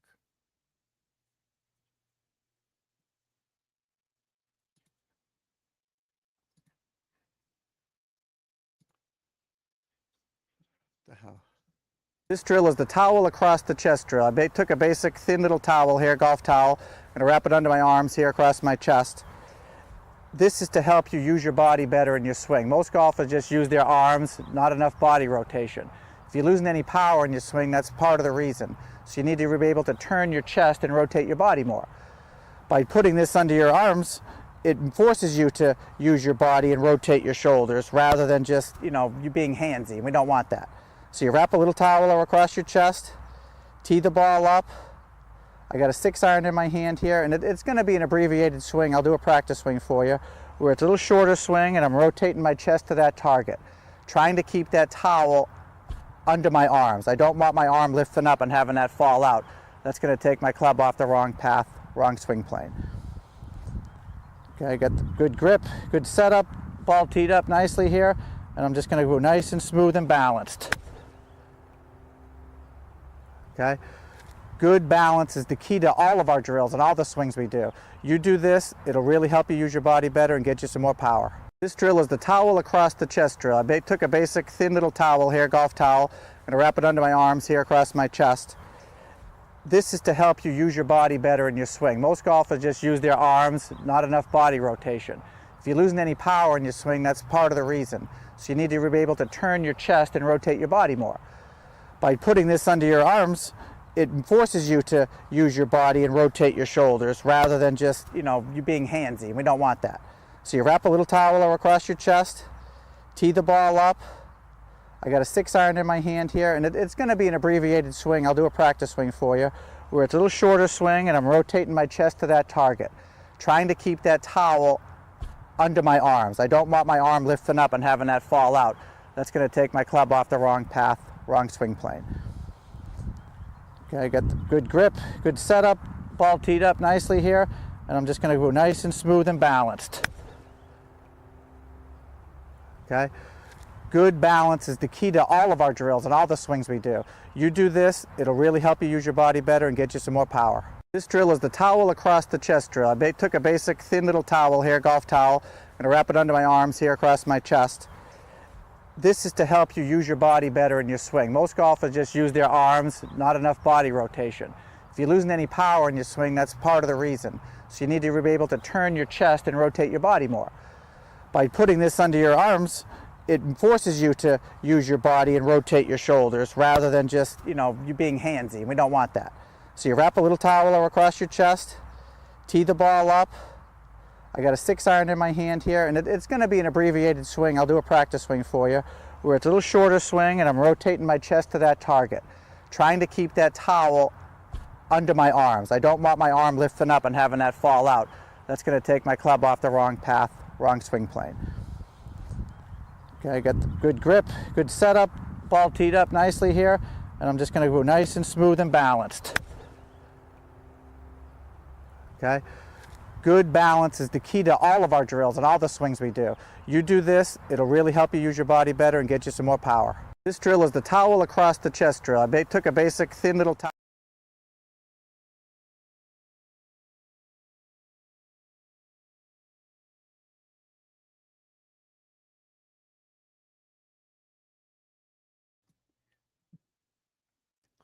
Got her up for birdie. Eagle, excuse me, for eagle. Get in there, baby. All right, our 59 watch.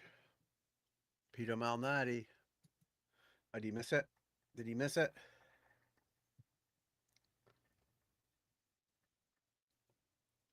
He missed it.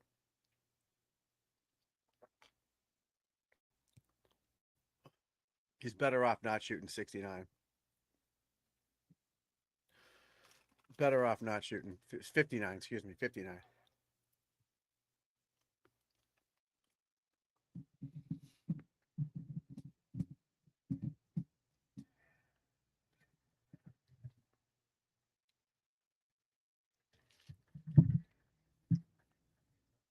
Ricky Fowler, birdie.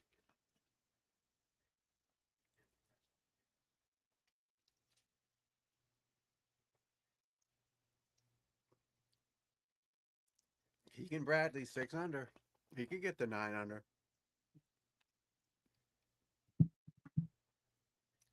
after blowing the Ryder Cup. That was his fault. They lost.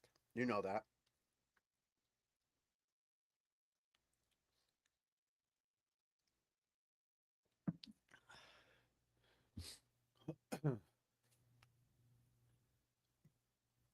Uh-oh. It should be all right.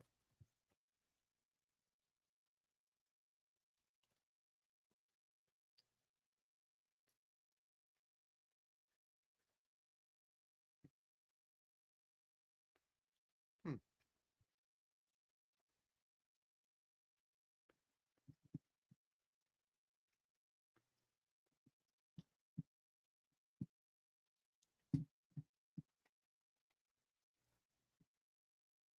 You all right, buddy? Hmm. Wyndham Clark playing the fade. He's on the right side of the tee box, aimed on that left side, right? If you fade it, go as far right as you can. Play the averages. Perfect, right down that left side, guys. Play the angles. I mean, not the averages, the angles.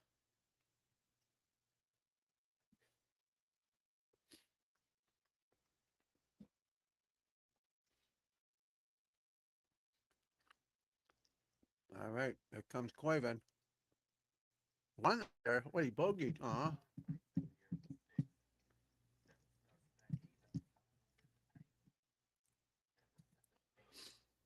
What, holy bogey. He bogeyed the par 3 fifth hole? Come on, bro.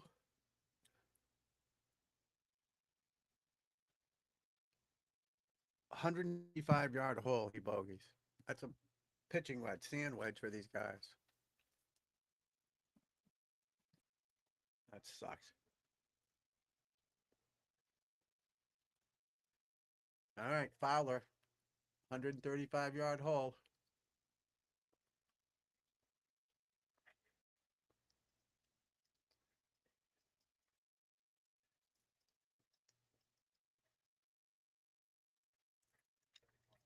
$15 feet. How the hell did Coyven bogey this hole?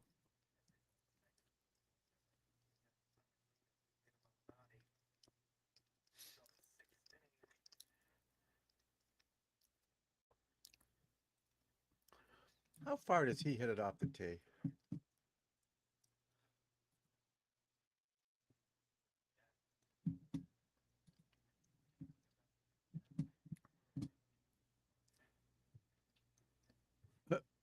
Nobody knows who he's playing with because nobody cares. Chris Kirk. Ooh, good shot.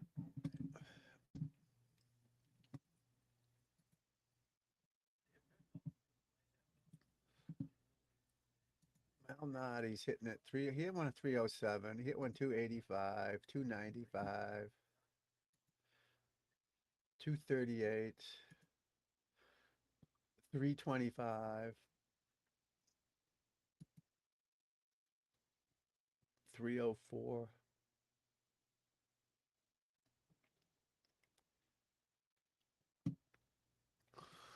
He moves it. Malnati can get it out there for your average player, right? Your Jags, you're just another guys. Oh, they're at commercial, folks. College football. Oh my God.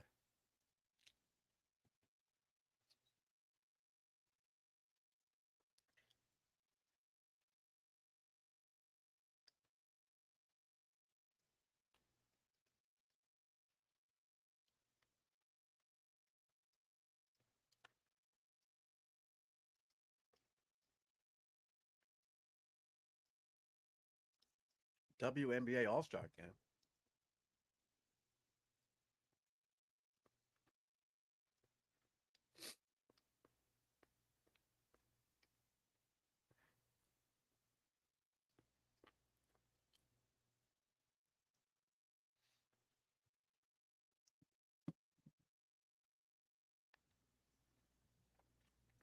Hmm.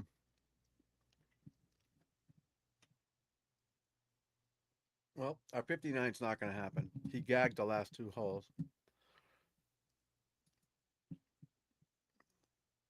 But good for him, because if you shoot 59, you're screwed.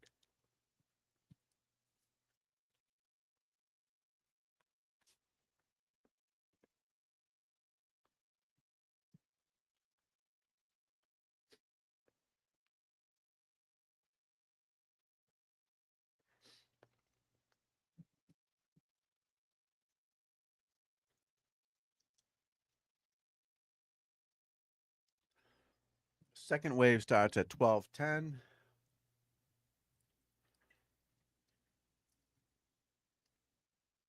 They go off 1 in 10, folks, from 7 to, usually it's 7 to 9 or 9:30, whatever, how many players they have.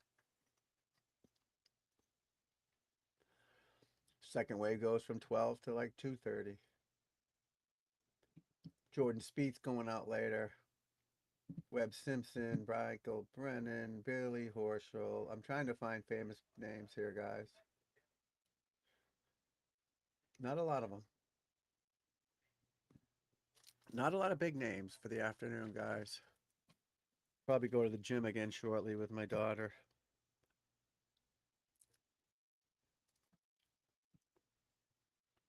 Eating my chicken.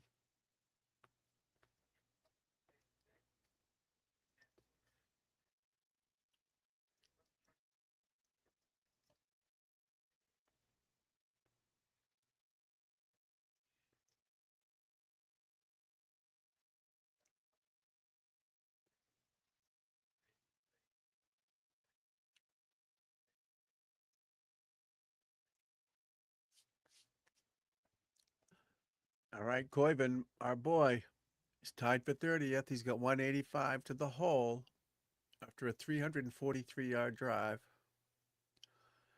after his big win last week.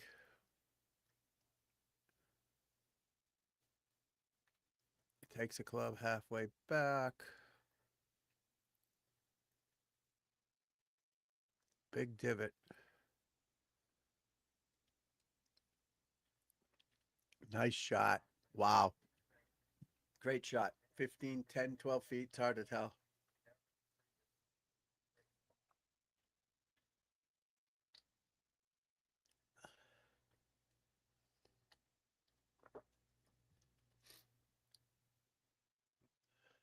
Oh, Schauffele with a shitty chip shot.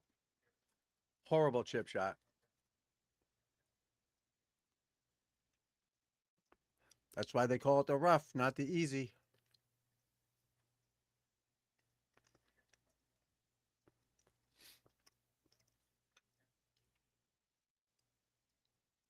Shitty shot by Wyndham Clark as well. Way over to the right.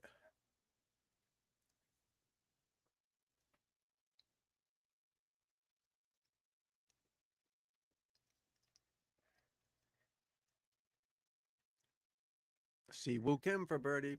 Made it. Ricky Fowler for birdie.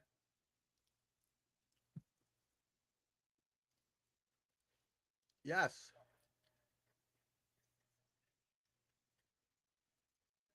Nice. Tied for second. 6 under.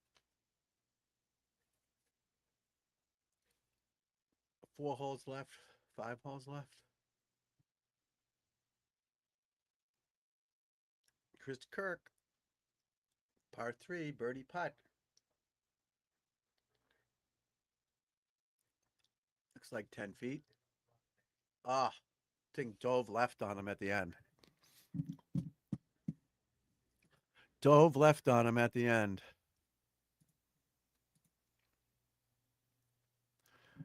Dove left on him. Hey, buddy. Watching some Detroit golf here. Nice round again yesterday. 75. Made some birdies I saw. Nice, nice. Gotta love it. Ooh. Got her up for birdie. Just missed it. Yeah, we were on a 59 watch for Peter Malnati of Malnati Pizza. But he gagged a lot. I think he's trying not to shoot 59 after last week with Michael Kim. You shoot 59, tomorrow's 72. So you might as well shoot 62, 68. Feels better than 59, 72. Might be the same number, but it feels better mentally. 2-putt birdie on par 4. Wow, power. Power buddy, driving the par fours. I love it.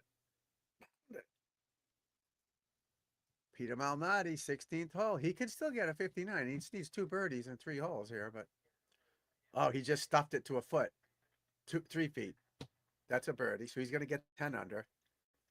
He could have shot 56, this guy. Holy shit. This course is easy, huh? Wow. 330, buddy. Love it.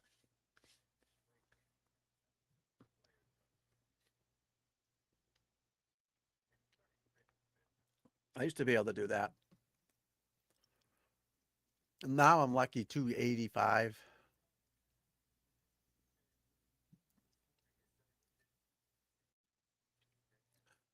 But dead straight every time.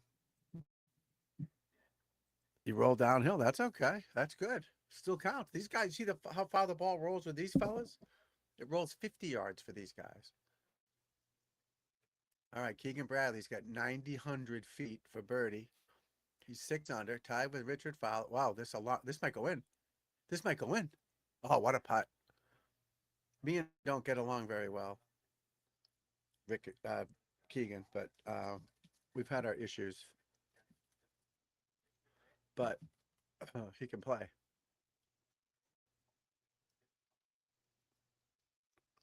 Wow, a clutch power putt for Shoffley.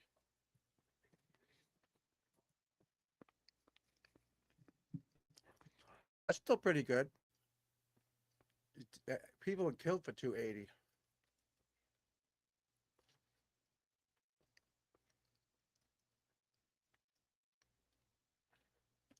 Yeah, 280 put you right out there.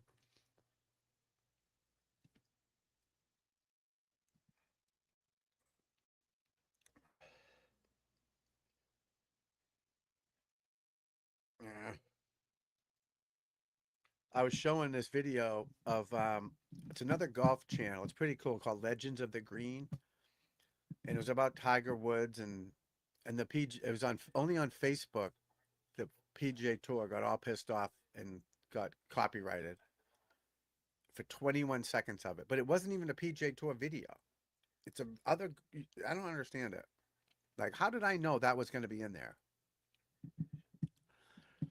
I'm assuming YouTube will hit me with it tomorrow or something, but that's ridiculous. Come on. I mean, it's 25 years ago of Tiger Woods. 10 seconds, 21 seconds total of a video. It's just stupid. How are they watching it? Like, come on. What a PGA Tour sucks. You know what I mean? This copyright shit is ridiculous. Meanwhile, there's a guy showing there's a trial going on in Massachusetts here. The girl that killed her 3 kids and jumped out the window. He's showing the trial on his channel without him even on it. He's just showing the thing. He's not even there commenting, fair using it, nothing. And they can do that all day long. And I can't show 10 seconds of a Tiger Woods swing that I didn't even know was on there. It's so hypocritical. Oh, Koiven missed the birdie putt, dude. Come on. He made all those last week. But, you know, the rules in YouTube are so unfair, especially to a golf channel and a smaller channel trying to grow. It's so freaking hard. Because they keep hitting you with these things and you're not doing it on purpose.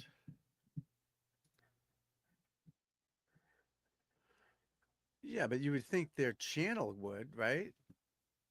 Whatever they're showing, I guess. I don't know. But it was, I could see if I was showing the whole tournament on here on a pay channel or something. I get that, I guess. But they got to pick their channels. No, I'm watching the Rocket Classic. I had the girls on earlier, but it was too boring and nobody wanted to watch it. We had a few people in there earlier this morning, and I don't know if they've ditched out on us now, but so on the Twitter, there's a few people. Facebook, there was a few, but I had to turn off the Facebook one because of the copyright thing. Ridiculous. Ridiculous.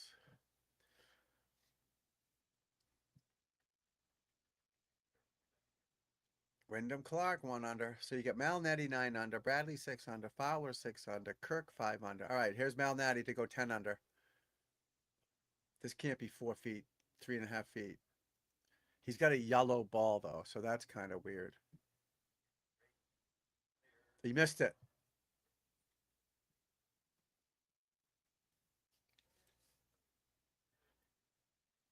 It's on ESPN Plus, it's called. It's like a pay channel. Peacock. It might be on Peacock too if you have that. Wow, he pulled that left. Wow. Poor Peter Malnati. Good for him though. Don't shoot 59. Don't do it. Only bad things happen after that.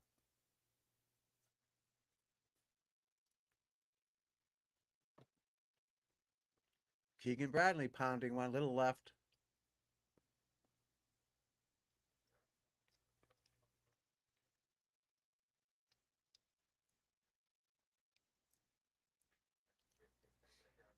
All right, he's in the fairway. All right, the kid's on the tee. Koiven, last week's winner, with that weird hip swing, hip rotation.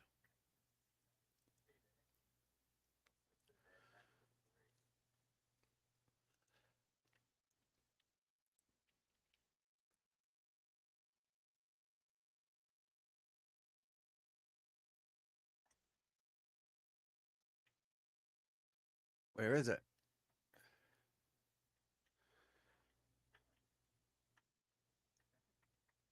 Should be all right. There's a bunker there, but I can't see it. Camera didn't have the angle.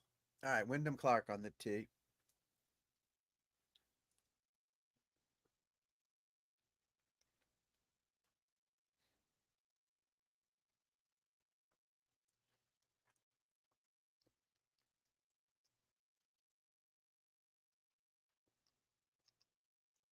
Oh, nailed someone.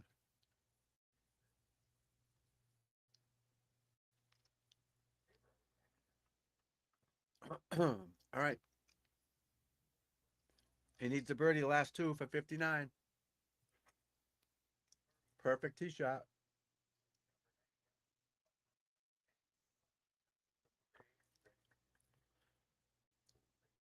167 ball speed. He's using a Bridgestone ball, which is weird. He's got a Titleist hat on.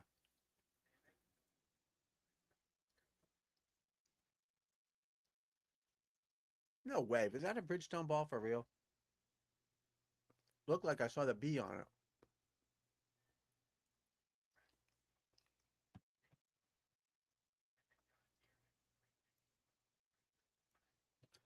Oh well. Yeah, that's the copyright thing is horrible, guys. It's not right. They shouldn't be doing that. If I showed an hour of it, half an hour, I don't know, 10 seconds. Come on. So bad. Wow, 70-70. That's nice. You'll get them. You'll get them. You're getting there. Last 2 rounds, you shot 75, 75, 150 for 2 rounds. That's pretty good. Nice. Solid players. Shooting under par is good. It's fun.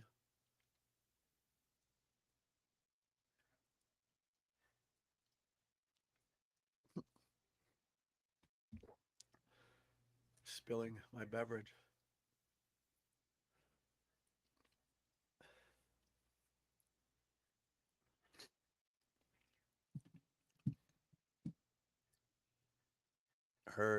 Hers.com.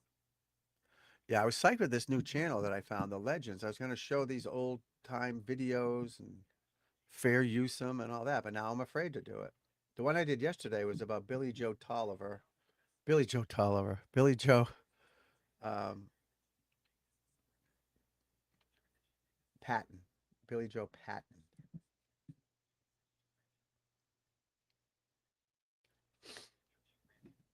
So now I'm afraid. I'm afraid to show anything, to be honest with you. I got to get into true crime and trials to start doing that shit.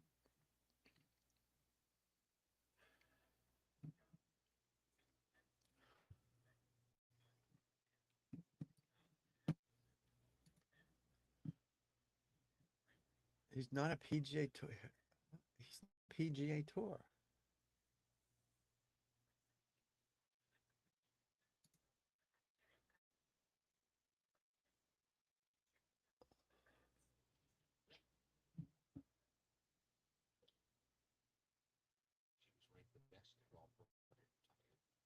Best long game, best short game, best under pressure. Then, the span of 2 years, she nearly vanished from the sport completely. Age, bad round.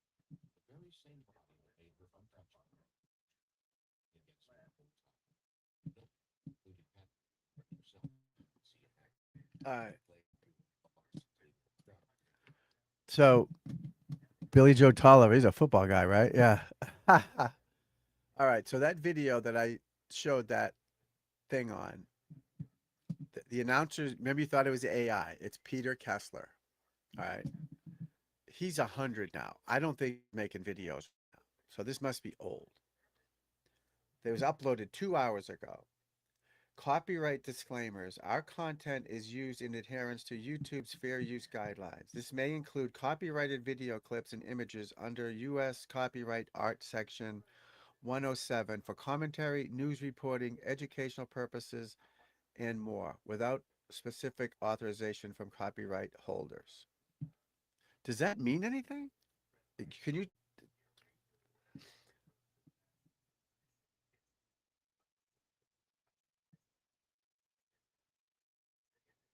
You know what I mean? Does that, because he's showing the same shit I showed. Does he get in trouble?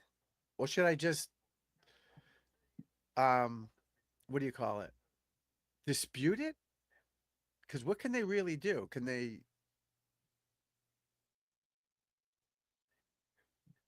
I don't know.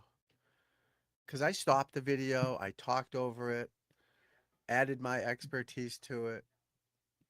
But he's writing copyright disclaimers. Our content is used in adherence to YouTube's fair use guidelines.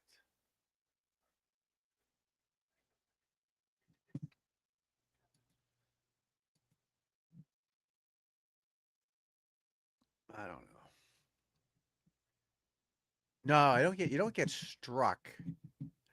You get, take the video down or take out those parts of it, like the segments of it. But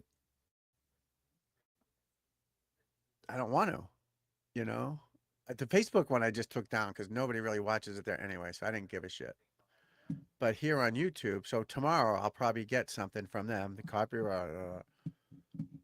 But should I just dispute it? What are they going to do? Sue me? How does that work? I don't know.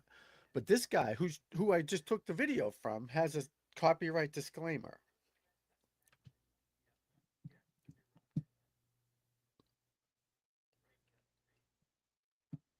I don't get it. Yeah, they don't strike you. They sometimes they'll say you can't use the video, make money off of it. It's really not that big of a deal, but when I got demonetized, I was showing the golf tournament. I was showing this on here because I didn't know you couldn't do it because I thought you fair used it. But it was a pay channel. So again, I'm very new to this stuff. Yeah, it's weird. Hey, Too Simple's back. Good to see you, buddy. Ricky Fowler for birdie. He's 6 under, 21 feet. Ball's on the way. It's hit firm. It's in. Wow, Ricky's to 7 under. He missed a bunch of short putts. So obviously this course is easy too, you know? Nice, Lefty. Nice playing, buddy. Nice playing, kid. Keep at it. Keep at it. All right, Kevin Yu. He's 5 under. I mean, these pins are tucked, but the course looks pretty simple to me. That's all right, buddy. Just make sure you hit the subscribe button for me. Michael Kim's playing good. He had the 59 last week, which is the kiss of death. But that should fire him up, and he's big on social media. He seems like a good guy. I don't know him. He's way after my time, but he's a birdie machine. What is he at? Where is he? He's right up there, right? Yeah, he's 5 under. Oh yeah. Yeah, he'll get a couple. What he's only got one hole left. So he's got one hole left. But he'll be there tomorrow. He'll shoot 5 under tomorrow. The guy can play. Ricky might get the 9. Bradley might get the 9. All right, Malnati hitting a wood into a par 4. How often do you see that on the PGA Tour, guys? A wood into a par 4. This hole's probably a par 5 for the members, but they make it a par 4 for these boys. Just get it up near the green and get up and down. Gee Christ. 10 feet. He just hit it 10 feet from 230. He can still shoot 59. Oh, no, he can't. Oh, yeah, he's on 17. Yeah. Oh, he just gagged a short putt from 6 feet for birdie. Got her up for birdie, 12 feet, 11 inches. Ball's on the way. Hit it firm, get in the hole. He missed it. Oh, dove left. Fowler stayed straight. His dove left. The game is such a finite little mistakes you can make, right? It's crazy. Such little tiny things that make a big difference, everybody. Oh, not much, buddy. That's a great question, but not much, no. It's very rare to win on the that's a great question. Let me look it up. I love your questions, pal. You're making me think. I love it.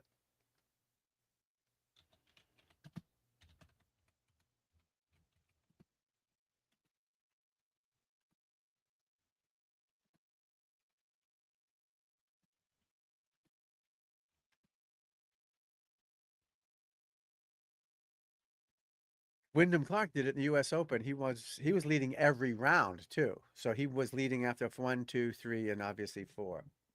5 to 10% of the time, it says. Why first round leads mean little? Too much golf left, high volatility, comparison to 54 hole leaders convert their leads into about 34% after 54 holes. This is great stuff, buddy. Great question. Yeah, the first round leader wins 5 to 10% of the time. 34%. Because this game is so volatile, pal. Once you start playing it, you'll see you could shoot a great round today and tomorrow suck. Or you could be great again tomorrow. To play 4 great rounds. There's Keegan Bradley making sure he's not cheating. Do you remember when Keegan Bradley got in a fight with Jimenez about a drop?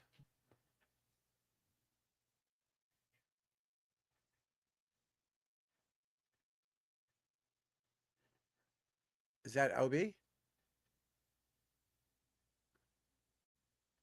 Koivin's up against a fence. I don't know if that's an OB fence or not, because you don't get a drop from an OB fence. OB markers, you don't get drop. You get a drop from hazard markers or penalty area markers now. If the penalty area marker is in your way, 150 marker, you can move those. But OB stakes, you cannot move those. Or fences, you cannot move them. So I don't know if that's an OB fence or not. But he can play it, I think.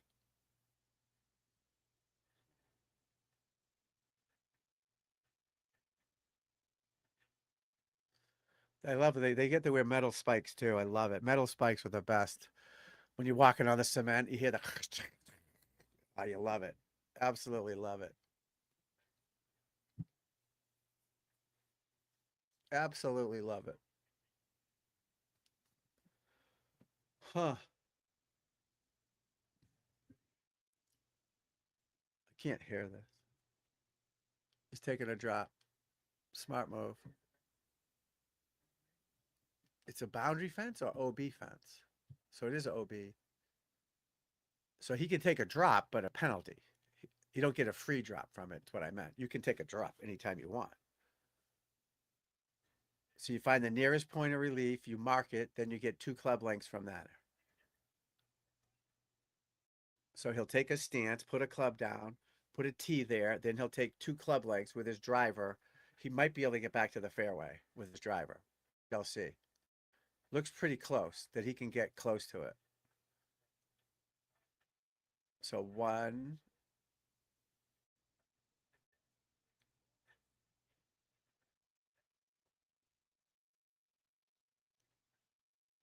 Why is he only doing 1 club length? No penalty?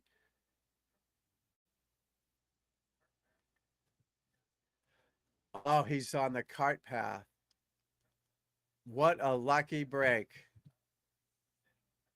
He's standing on the cart path. So you get relief from the cart path. What a break. So there you only get 1 club length. No penalty. What a break.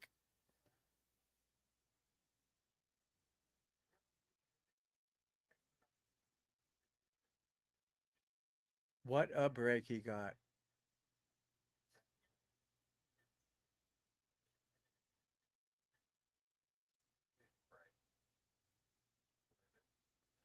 All right, this is 3rd shot. He's got to get up and down.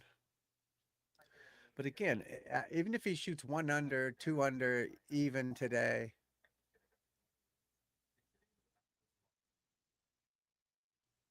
he could shoot 62 tomorrow. You're never out of it in this game. All right. 25 feet for par.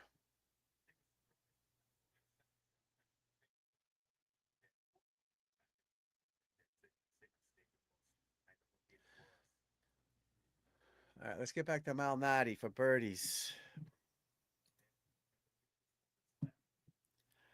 Hut guy. No, they're only showing a few of the leaders, buddy.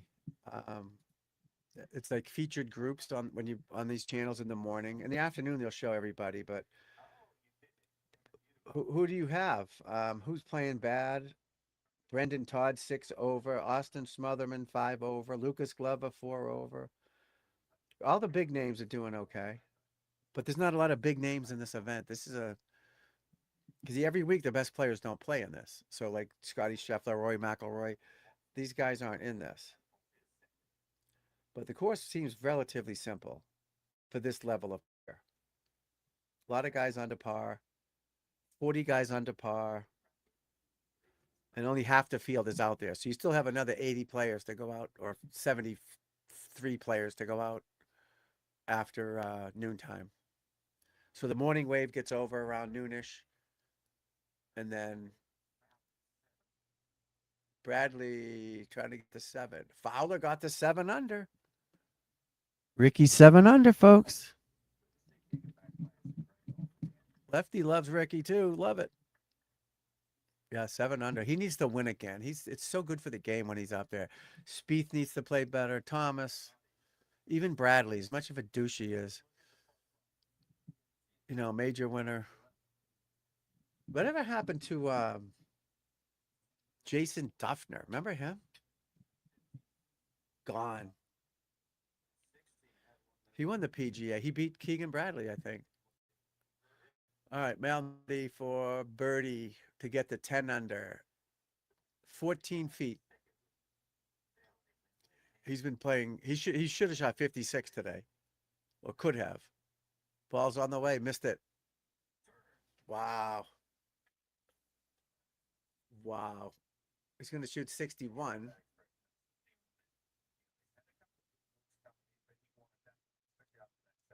Yeah, that would have been a great birdie from that far away. 230 to hit it into 14 feet with a 3-wood or 5-wood, whatever it was. It's pretty cool.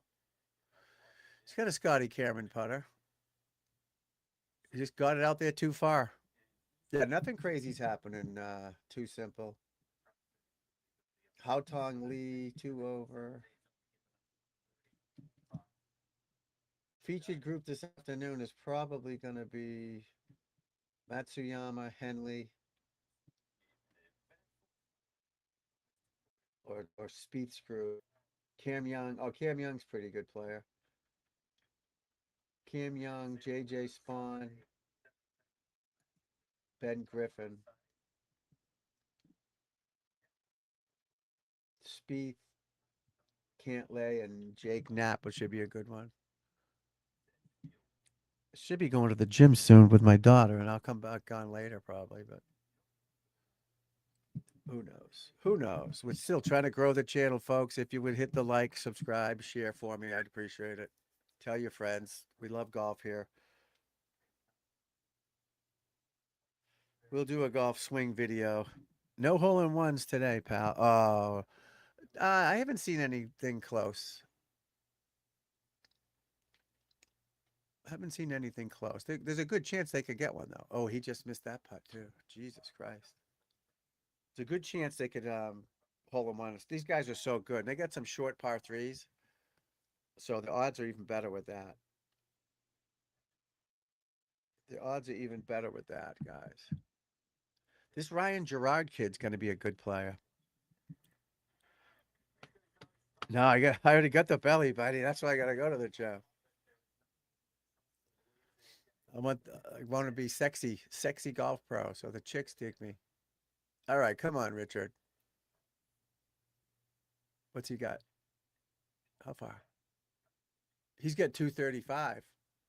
So this must be something out there they have to lay up for on this 17th hole. 16th hole.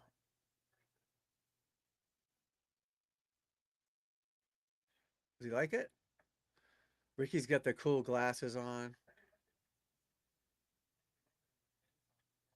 Yeah, it's about 30 feet short of the pin. Good shot from 235. What hole is that? Yeah, he's got the glasses on. He's got the coolness going. Oh, that was almost a hole-in-one, as you say it. For Jaeger.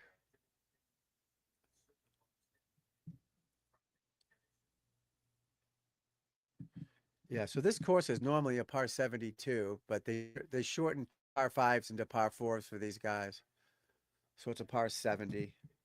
Yeah, Ricky birdied the last 3 holes. He could have made a bunch too. All right, Malnati with his yellow golf ball. Right in the fairway.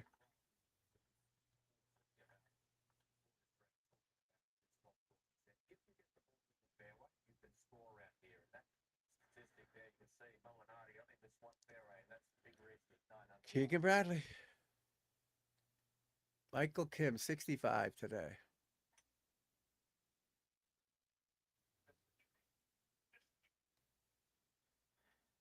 Wow. He cut the corner, Bradley did. Almost up by the green. Yeah, he's right up by the green.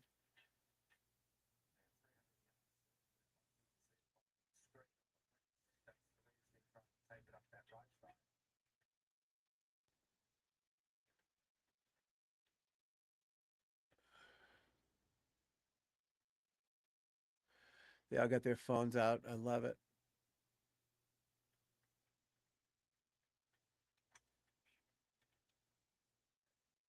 Same thing with Koiven, right over the top. He's only missed 2 fairways today. That might get on the green.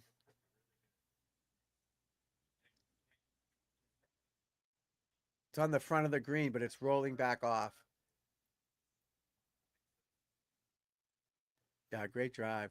So they're going for these par 4s and 1, which is pretty cool.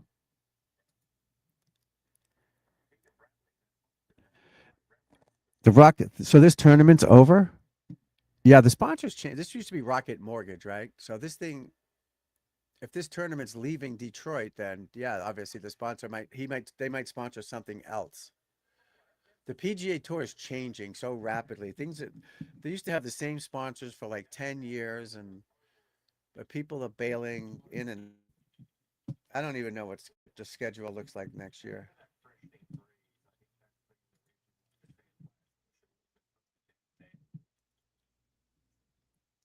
Horses for Courses, Rocket Mortgage, Rocket Classic. I'm trying to find something on it. Announce a free stream debuting Rocket Classic on ESPN Tour Live. Rocket Classic props. Rock expert picks. Yeah, I don't know much about that.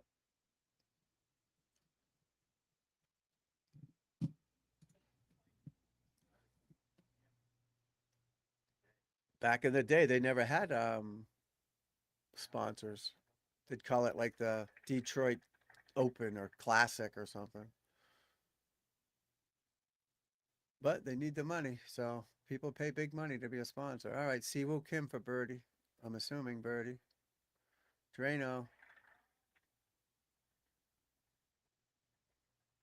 That was a par. That was a par clap.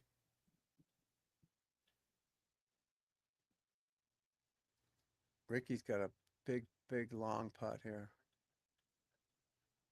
36 feet.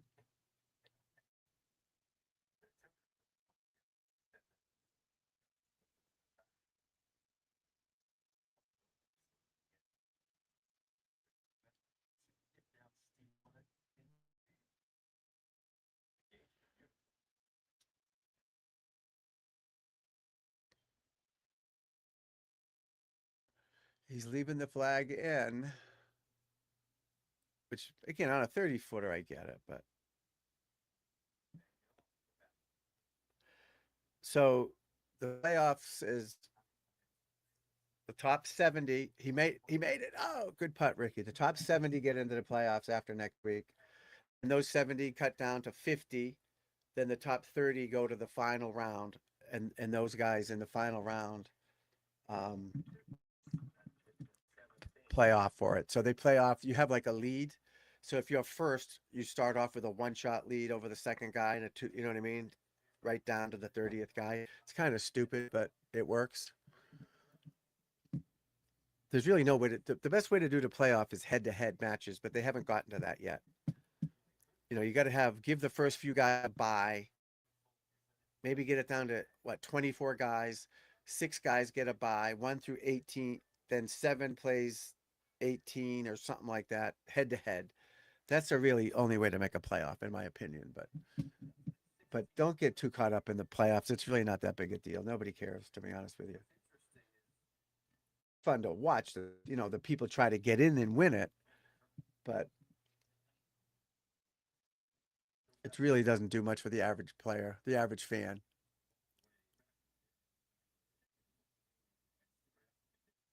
Well, Natty's all done. Oh no, why did he give the kid his ball already?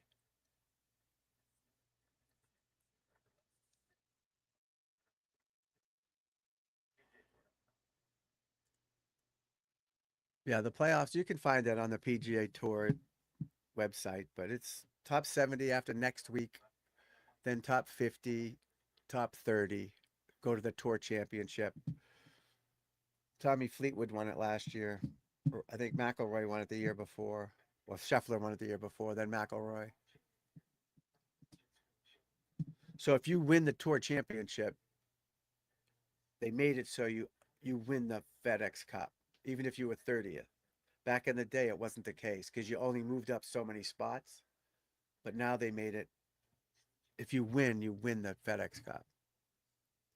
Because it's like in the football game. If you have a shitty team, but they make it through, they should be able a chance to win the Super Bowl, even though they weren't great playoff season. I mean, regular season, they played good in the playoffs. So there's no way to do it right, in my opinion. But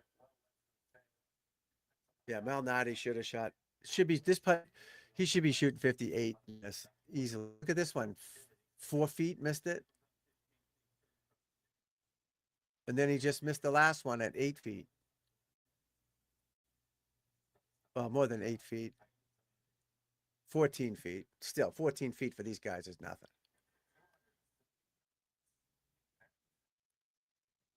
Yeah, good round, though. Good round. I'd take the 9 under and run if I was him. But if you go on the PGA Tour's website, you can see the projected rank. So Malnati started at 171 in the playoffs, 100 off the pace, 100 players. As he wins, he goes to 67. in the underneath the bubble. Then he has to play good next week to stay in there. So Ricky Fowler started at 32. He's 19th. Zach Blair started at 116. He's at 114. So he needs to make some birdies. Jackson Coivin's out of the playoffs as of right now. He won last week to get to 70. He's getting lapped by people. He's even par, so he's losing ground. So that's fun to watch on Sunday too. These guys trying to get into the playoffs. They obviously want to win the tournament, but they want to get in the playoffs. So there's more than, just the winner that's at stake here. Because there's big money in the FedEx playoffs. Big money.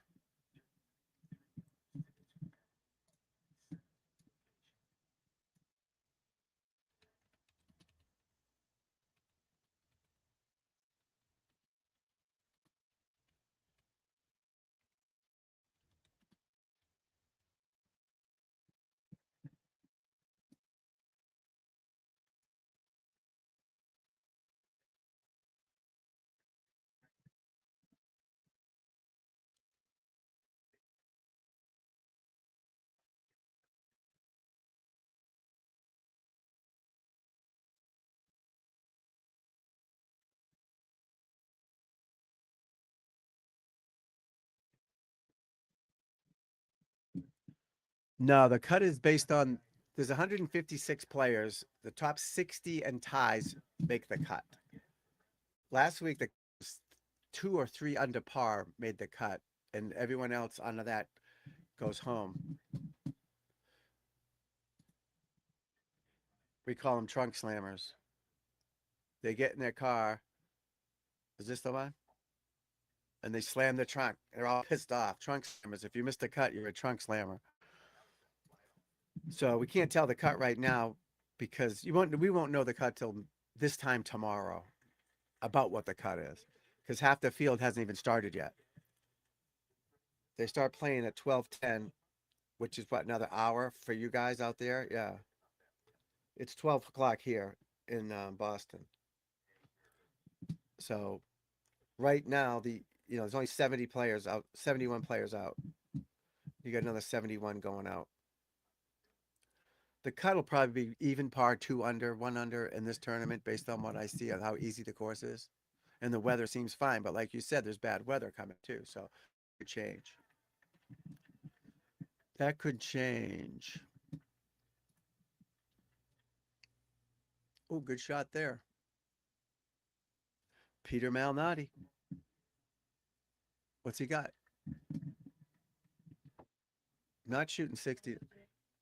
Yeah, in a few minutes, right? Well, you get ready and we'll go soon. Thank you, buddy. I appreciate it, man. Thank you, buddy. Anytime. Stick around. You'll learn a lot here. I promise you. If I don't know it, I'll figure it out, but I know pretty much a lot.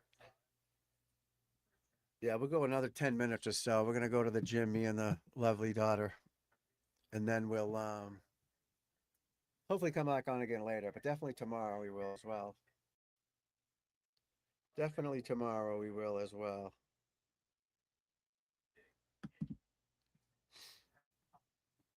Keegan. What did I go for about 2.5 hours? That's not bad. Not bad. Not bad. Hopefully people are spreading the word. All right, we're going to watch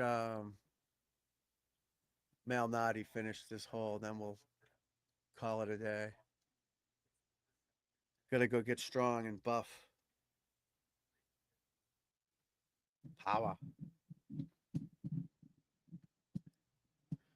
And we'll be back tomorrow morning for sure. Coivin birdie? All right, good for him. He's back to 1 under. And that puts him at 71st in the FedEx Cup. So he needs to be a top 20 to make the play. Well, again, you got next week as well, but he's got to get in top 20.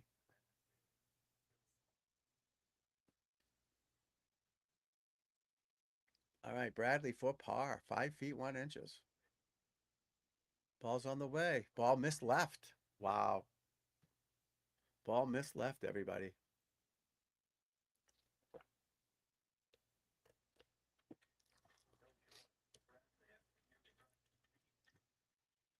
Yeah, I almost drove the green, makes 4. It's crazy. Putt guider. Oh, off the cart path into a guy's backyard. OB. So on an OB shot, he's got to re-hit from where he hit the last shot from. Off the cart path and into these people's cookout. Oh, thanks. That's a tough shot. Exactly. They got to rest. You can't play every week. It all depends on the person. I mean, I would want to play. I would have played today, then skip next week, then the playoffs. But everybody's different. Depends on how much you played the last 5 weeks. They were just over in England playing in the British Open, so they could be tired. It's everybody's schedule is different, so that's what makes it hard to. I would have preferred to not 2 weeks. Seems a lot, but everyone's different. I'm sure he's playing golf somewhere. He's not just at the beach, you know. He's practicing somewhere, so he's working on it. But still, the more you compete, you got to compete as much as you can if you want to win. Not just playing fun golf doesn't help you. Long putt for birdie, and he missed it. All right, 61 for Malnati, 61. But yeah, skipping weeks to me doesn't seem smart. But 1 week, obviously, you got to take a break. You know, I don't know how many tournaments he's played in. Like Tiger Woods would only play in 25, 26 tournaments a year. You know, and he set his game up to win the big ones. That was important to him, is winning the majors. You know, he didn't care about winning this. These guys would use these as practice rounds for the big tournaments. I hate to say it. They wanted to win it, and they did win them. That's how much better Tiger Woods was than everybody else. But all right, 61, great round. His best round ever. He could have easily shot in the 50s. All right, buddy, take care, because I'm going to the gym here in a minute anyways. Thanks, pal. I appreciate you. I'll see you tomorrow. We'll be on tomorrow, same time, 9:30 my time. Maybe a little earlier. Who knows? Who knows? We'll keep it going. We'll keep it going, guys. But all right, I'm going to call it a morning for now, okay? I'm going to head to the gym with my daughter. And hopefully I'll be back on again later. I still need to do a night stream and see if I can find more people that way. If you could, guys, like it, share it, subscribe to it. I appreciate it. That's how we get it. See you, Lefty. Yeah, keep playing. Let me know how you play later, buddy. I'll see you tomorrow. Again, maybe later on tonight and all that stuff. So keep it in the fairway, people.